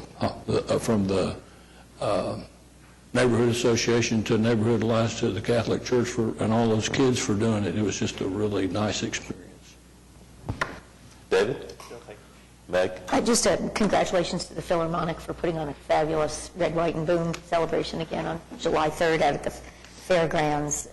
Huge crowds, free concert, amazing fireworks. And I think one of the most fun things is to see everybody in their yards along 10th Street. And, as I was going in, I saw people setting up picnics. And, it's just so nice to see everybody sharing in the 4th of July celebration. Very generous of the Philharmonic to do that. All right, Mark? Very honor. I did want to note this is the 20th anniversary of Accel. Your private business has been in business 20 years. Congratulations on that. That's terrific. Thank you so much. City manager reports. We have John Johnson here today. Councilman White, I think, had asked that John provide this presentation. I think it was done at an ACOG meeting several weeks ago, and about growth in the metro area and the trends. And John and friends are here today to make that presentation.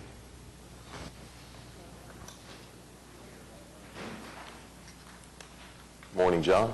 Good morning. Mayor and Council, thank you very much for the opportunity.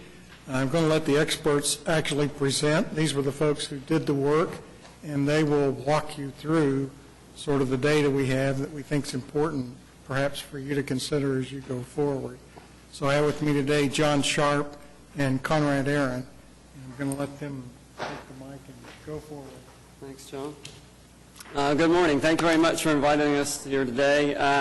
We're excited about this. As you know, we're with the Association of Central Oklahoma Governments, and every 5 years we do a regional transportation plan. The current one is going to be called Encompass 2040, and it deals obviously with our region We have over 2,000 square miles in the central Oklahoma area that we work with, 47 different entities, so that's cities and counties in the region. And what we do is we look at, before we start each plan, is we look back at recent growth trends, historical growth trends in regards to what's going on here locally. And then we look at also what's going on nationally and look at forecasts in regards to growth going forward in the future. Well, in evaluating and researching some of this work, one of the things that we looked at is land use change over time.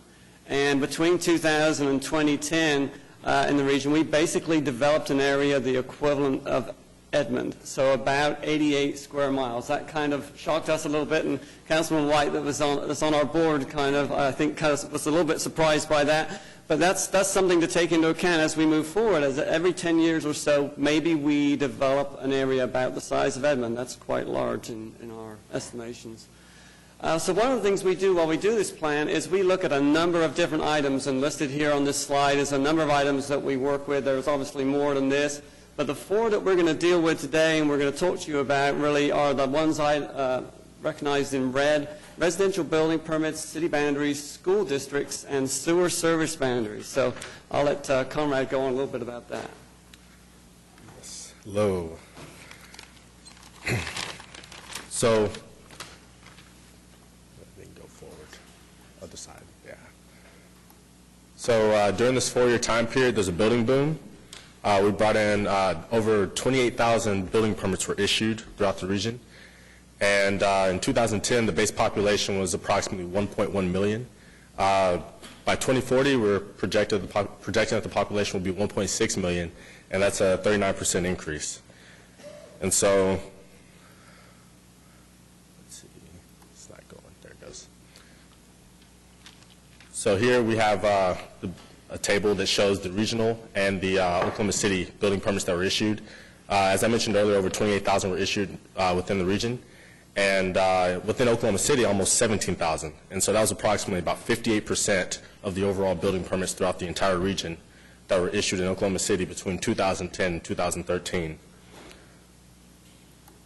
And as you look closer, you'll see that there's a sideways V trend within the growth pattern of the residential building permits. That's been present for the past 3 transportation plans, and it looks like it will continue to be there going forward. And pretty much we're approximating that during the 2010 through 2013 time period, there was about 72,000 people that moved into the region, and that's based off of the 2.5 person per unit approximation. So it was pretty considerable growth. So now we're going to be looking at some of the region. What is that V? What does that V represent? That V is that sideways V is pretty much the trend. There's a pattern that's being created by the residential building permits that are coming in. So those are like clusters, essentially, of building permits. So now we'll be moving on to the school districts. As John mentioned earlier, there are 47 entities within the region. Within those areas, there are 40 school districts, and 23 of those school districts fall within the city limits of Oklahoma City. And in 2010, the regional enrollment was 188,000. So we're going to take a little jog back. Between 2000 and 2010, this table right here shows the top 10 schools with the most enrollment growth. The 2 that are colored differently, that's green, Norman and Bridge Creek both lie outside of Oklahoma City, but the other 8, they all serve Oklahoma City residents. And there's, as you can see, there's considerable change happening there.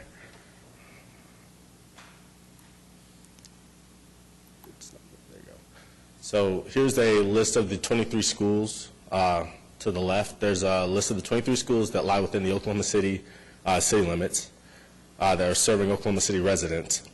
And the schools that are listed in red, those are all school districts. The school districts listed in red are all school districts that are pretty much in the path of that sideways V pattern.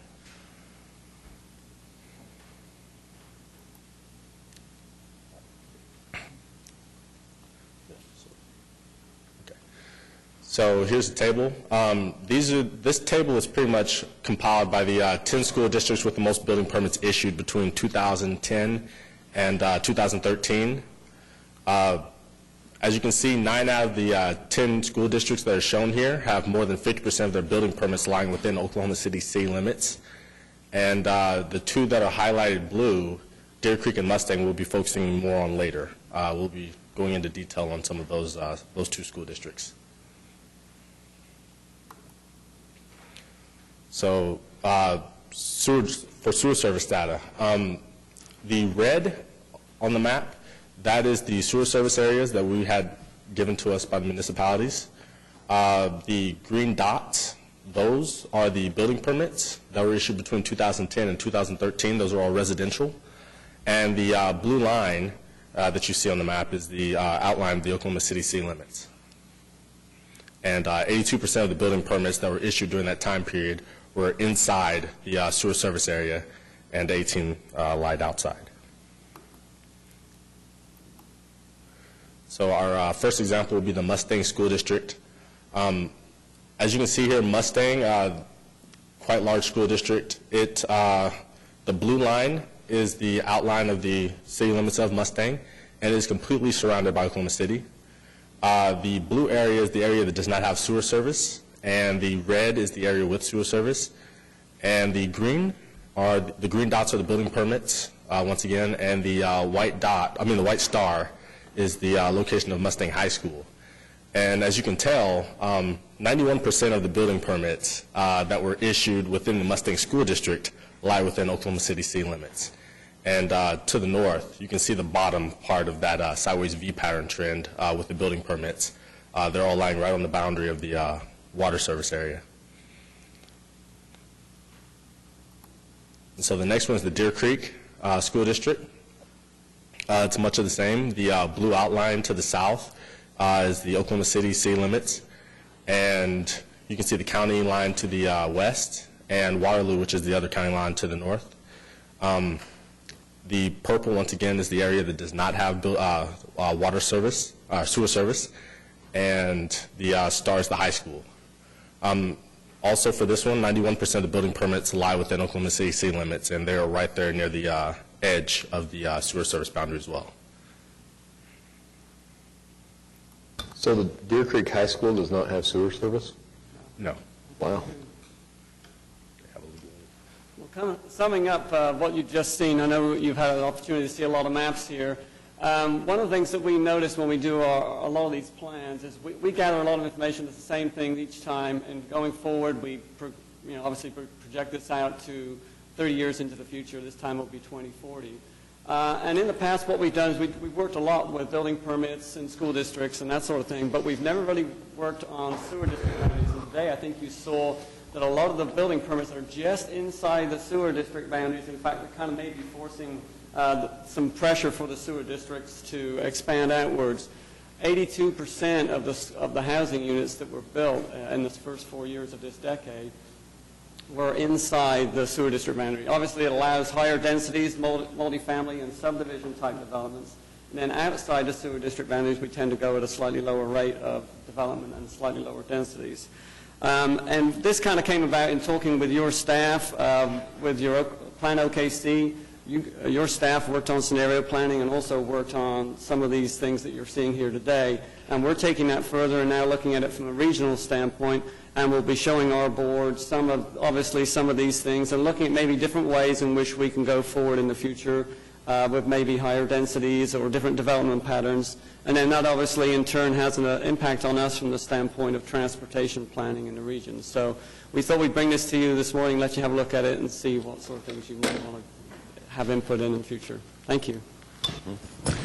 One of the things that really caught my attention is we've had a lot of conversation over the last several years about sprawl and all those things, and what causes sprawl, and what is sprawl. And I think it's we knew intuitively that sprawl had a lot to do with school districts. There wasn't any question about it.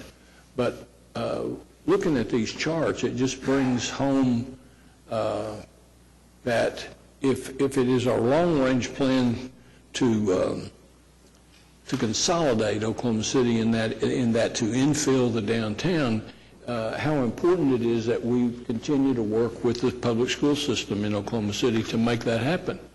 Because without it, the population is going to flee to the remote areas, which we all know are more difficult to service. Living in one that's a great place to live, but from a city standpoint, it's obviously more expensive to serve for police and fire and IMSA and all the things that we have to provide. And I think the school districts have provided that incentive that overcomes that lack of services. If you've got kids and you want them in the best school system, well, then you go to Deer Creek or whatever. And then you ask about parks and utilities and all of those things. And I would like for you to add, if you could, some data with regard to the water system.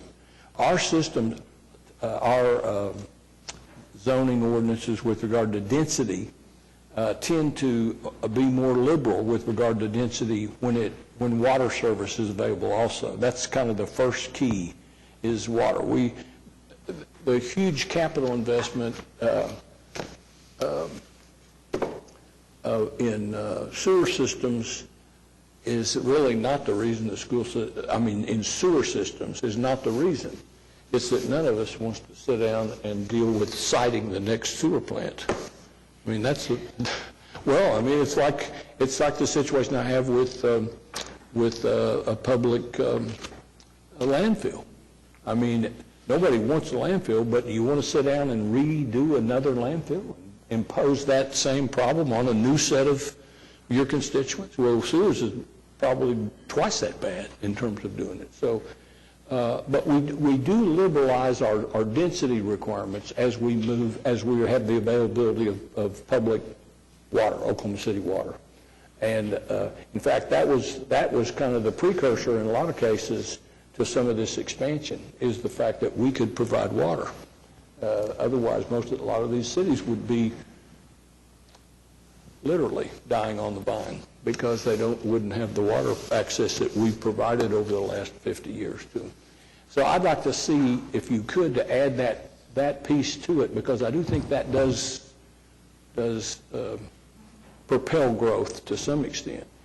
But I do think it's just a reaffirmation of the commitment that we've made over the years to try to do what we can to make the center city, the Putnam City system and the Oklahoma City system more responsive to the needs of young parents. We have to do that. I don't think downtown's going to do it.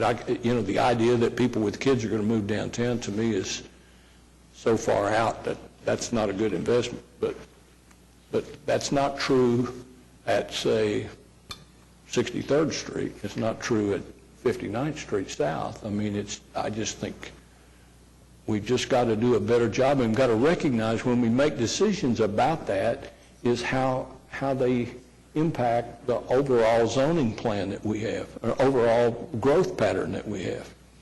We can accidentally disincentivize the downtown thing just by incentivizing something at 149th and Egypt Road. I had a question about, it was slide number 8 where you have the bar graph of the school district growth. Do you have it in actual numbers of growth? Do you have that as a percentage?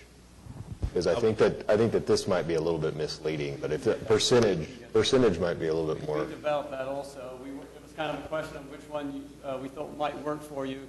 We gave you the raw numbers today, but we also have the percentage too, so we can send you a. Because I guess if you would change it to percentages, the Deer Creek, Piedmont would jump significantly, and Edmond would still be probably number one, but yeah. I just want to ask, just out of curiosity, you estimate that about 500,000 people are going to move into the area in the next 25 years. And are those nationwide, do you see this movement from rural to urban centers? And would you say that where are these 500,000 people or 450,000 people coming from? Is it from within Oklahoma, moving from rural to urban, or is it from other states? We see a real mix. It's amazing sometimes how you see this growth suddenly erupt really in our region, but it's a real mixture of folks from different places, both from outside the state, inside the state, and then people locally relocate quite a lot too, so we have a lot of movement. And then also as families get older, then obviously the kids move out and then obviously need a house, and hence the building permit growth just keeps going. But this is roughly in accordance with some of the national numbers. Locally, we are moving pretty quickly. Our metro area is moving at a fast rate. A lot of the southwestern cities are doing that. But this is taking into account Oklahoma City growing about 300,000 or so people through 2050. So we brought their number down to about, I think, 250,000 by 2040. So it's a mixture of both Oklahoma City growing very quickly and then some of the larger cities growing quickly around the region too. Hope that answers that. All right.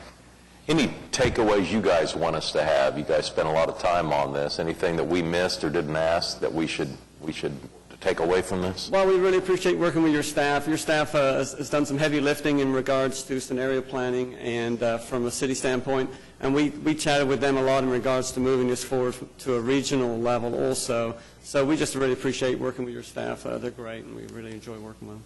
All right. Thanks very much. Thank you. Appreciate it. Okay. Pete, thanks for allowing us to have that brought in. Anything else under city manager reports? No, sir. All right. We have some citizens that have signed up to be heard. We'll ask them to keep their comments to 3 minutes or less. The first is Reverend John Orr.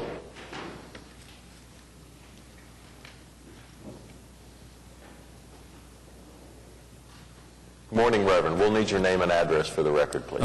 John Orr, live out in 11100 South Anderson Road. I pastor church at 2540 West Main in Oklahoma City. Hi, Miss I. How are you? What I have is that 2001, we bought 9 acres of land up on Northwest 7th and Villa. And we cleaned all the land up, spent a lot of money, a lot of work to do it. And then we found out that the city had encroached on our land on a little over 2.5, almost 2.5 acres. They had built a place on the north side of us to where they have the large machinery, dirt, rock, stuff like that. On the east side of us, they have the water plant there, and they had built a parking lot, etc. So we negotiated with the city, and we said, okay, you can buy the land up to the north of us. On the east of us, though, we want to give that to the city. It was $30,000 worth of land at that time because we didn't want to have them tear up their parking lot, et cetera, and we felt like that we wanted to invest in the city. Since that time, we've gone in, cleaned up the land. In fact, the church that we bought, they were going to demolish it. We fixed it up, and today it's worth about $100,000. So we're into cleaning things up and fixing things up in the area that we live. We found in the area that where they encroached, what they had done, they had moved the Canadian River to the south. Didn't tell anybody about it. They just moved it to the south. That's how they encroached on our land. Well, we went in and we, like I say, we settled all that with the city. We're happy with that. We went in cleaning it up, and we found debris that the city had thrown down. It's probably our land, and it goes up like this on the other side of the creek, about 15 feet. And I'm not exaggerating. I took pictures of it, but I don't know how to show you. They're on my phone. If you could do that, I'm technologically stupid, ignorant. I don't know how to work it. But I have about 20 pictures, and you would be ashamed if you were to see all the things down there. We have found pieces of cement that I'm going to say no less than 50 to 100 pieces of cement that are at least 8 inches thick, some of them 5 by 5, some of them 10 by 5. We have found a tin horn down there that's engulfed in a big piece of cement. I rented a track cat, and I knocked down a lot of trees, and I started cleaning up the creek myself. In fact, we've had the city out there 3 times, and they said, "You cleaned this up?" And I said, "Yes, I did." And they were impressed with that. I'm just saying that to show you that how we're trying to clean things up. Well, I got into the area where this large cement was, and by the way, all the city officials who have come down there have said that, yes, this is our debris. We're the ones that did it. So I started trying to move it with the biggest track cat that you can rent. I couldn't budge the stuff. I couldn't do it. And I realized that I was so far over my head, and I thought, this isn't right. The city dumped it there. The city needs to move it. They need to clean up the creek. It's horrible. I even found a truck tire that was thrown down from the city because you couldn't, it's so big you couldn't roll it up. It's in there also. We have taken the initiative of asking the homeless, because we spent thousands of dollars cleaning up what they messed up. And I tried to work with them, saying, if you keep it clean, I don't mind you stand here. Well, that didn't work. So I'm here to say, please help us get this cleaned up. There's one area in particular, I took pictures of it. It could be absolutely beautiful. A big, huge tree, probably 6 feet in diameter, has fallen down over the creek. It's got real rough bark.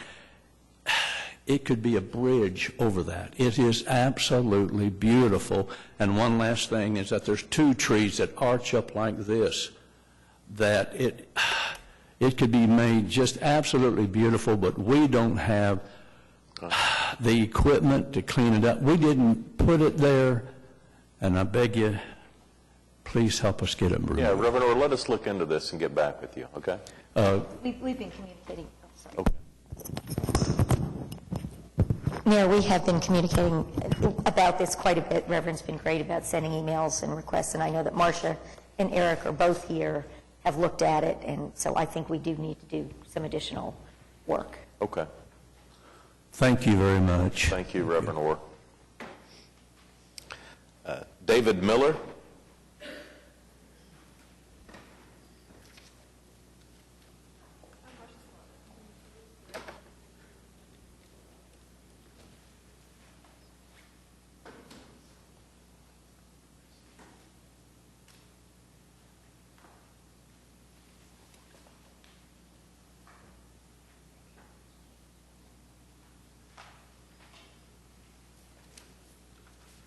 Well, I've been here before, and you all allowed me to expand my park, Rockwell RV Park, and I really appreciate it. My address is 2815 Southwest 110th, but the business I'm concerned with is at 720 South Rockwell.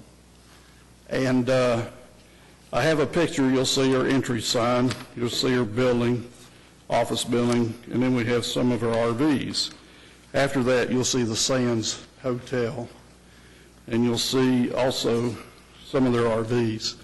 December the 8th, 2 bondsmen went into the Sands and started knocking every door, and they called 911. The police showed up. Instead of taking care of the bondsmen, harassed the management at the Sands. And I'm the neighbor of the Sands, and I know sometimes their patrons are not the best in the world. But they shouldn't have harassed the management there. After those bondsmen got through harassing them, which were the police harassed the management, they came to my property. My manager was threatened with handcuffs, and I had a taser pointed at me twice. I called 911. My manager called 911, and you'll see about the 4th sheet. 911 was called at 3 o'clock. It said case number, null. 911 was called at 3:07. Now that was my call, and you'll see the case number was null. I got a call from Lieutenant Oklahoma City Police Department telling me if I was a decent citizen, I wouldn't have trouble with bondsmen doing their job. Well, the Sands address was not on the bond. Rockwell RV Park, now their address is 721. My address is 720. That was not on the bond. And the lieutenant told me if I was a decent citizen, I wouldn't have a problem with them doing their job. It took me the next half day to find out what police department I'm under. Oh, also, you'll see the law in there for bondsmen. Also, I had 2 witnesses about this taser incident, and I had to go down to the detective department. I went down there 3 times before the detective that was over this cared enough to want to know the phone numbers and names of the witnesses. Now, you'll notice the response from the police department, the Bureau of Records. They sent somebody on December the 9th, the day after. If I had not gone and talked to the captain at the police department, they would have never shown up. Now, I've got pictures of the bondsmen that were in there, which did not identify themselves, which refused to identify themselves or get any ID. Now, and I've got which one threatened with handcuffs, which one threatened me with a taser. The taser deal was twice. Now, he said he felt threatened. There was nothing in my hands. I did not have a coat on. Now, I felt threatened when he points a taser at me twice. Now, you'll see on the police report that contacted by Captain Walls. Captain Walls is the reason police even showed up. This was not the first time this lieutenant has messed up. But I don't appreciate a lieutenant shutting down 2 911 calls, and because of that taser was pointing at me, and I think because they allowed the bondsman to harass the other property management, then they felt emboldened to come to my place and do the same thing. I do not appreciate a lieutenant telling me if I was a decent citizen, I wouldn't have a problem with the bondsman doing their job, because our addresses were not on the bond, which is required. Now, I have to give credit to the district attorney. They didn't prosecute either. And even though I took them the information, and even though I called, I received no return calls. And then I talked to the city prosecutor, attorney, and he didn't prosecute because the DA didn't prosecute. I would appreciate attorneys that would protect their rights as citizens and as businesses and property owners. And I don't feel like I got justice. I felt like my life was threatened. I felt like my manager's life was threatened. And on the other side out here, when we call the police, we expect them to come, especially on 911 calls. And for a lieutenant to shut that down. Now, you'll also see in there a picture, an article that was in Oklahoma paper.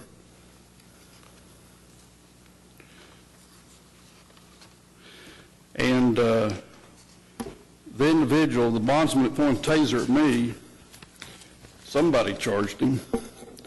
And he's in the process, he could spend 3 years in prison for a felony and $10,000 fine. But when it came to me calling 911, I got no response. And I had to find a police officer that did send somebody, and that was Captain Walls. And I appreciate the fact he sent somebody, but it was just a continued failing of doing the proper thing. The detective didn't do his job. I had a policeman tell me he didn't do his job. He never interviewed the people. He never called the people until I visited with them twice. Chief City walked in the room. I think he'd probably like to talk this through with you and kind of go over some of your issues. So maybe we can get some satisfaction for you. Sorry you had some trouble. I appreciate it. Okay, thanks. Joe Sarge Nelson.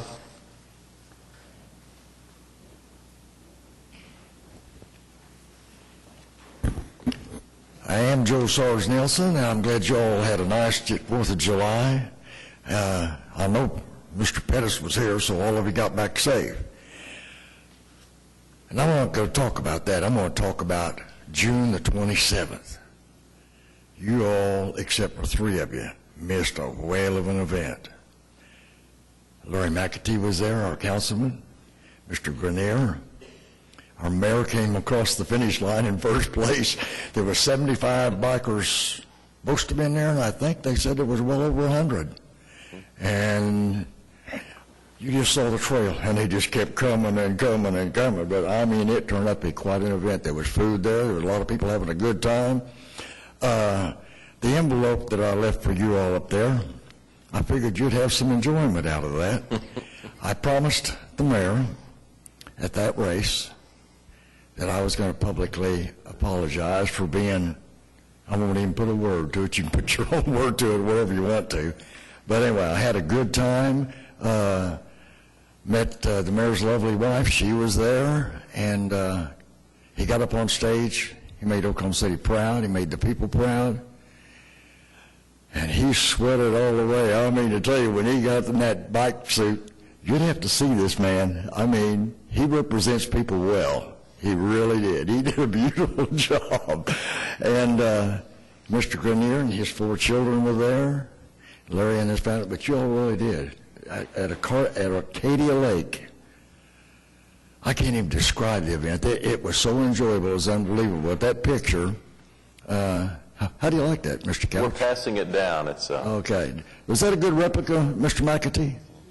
Would you say that's a good replica of the past? I finally got him to smile. People, I'm not going to talk to you anymore. I know you got things to do, go to eat and everything. Y'all have a nice day. all right. Joe, thanks for the picture.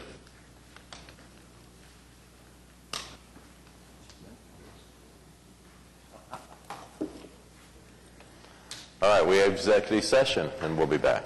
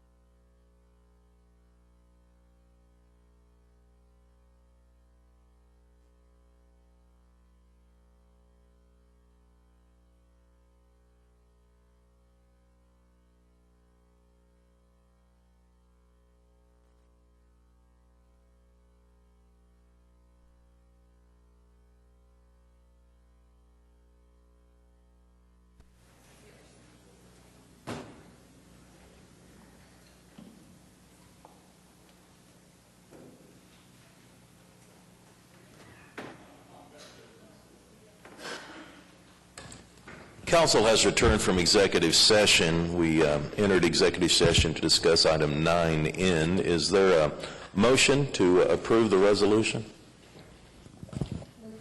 Second. All right, cast your votes. It passes 7-1. Thanks, everybody. We're adjourned.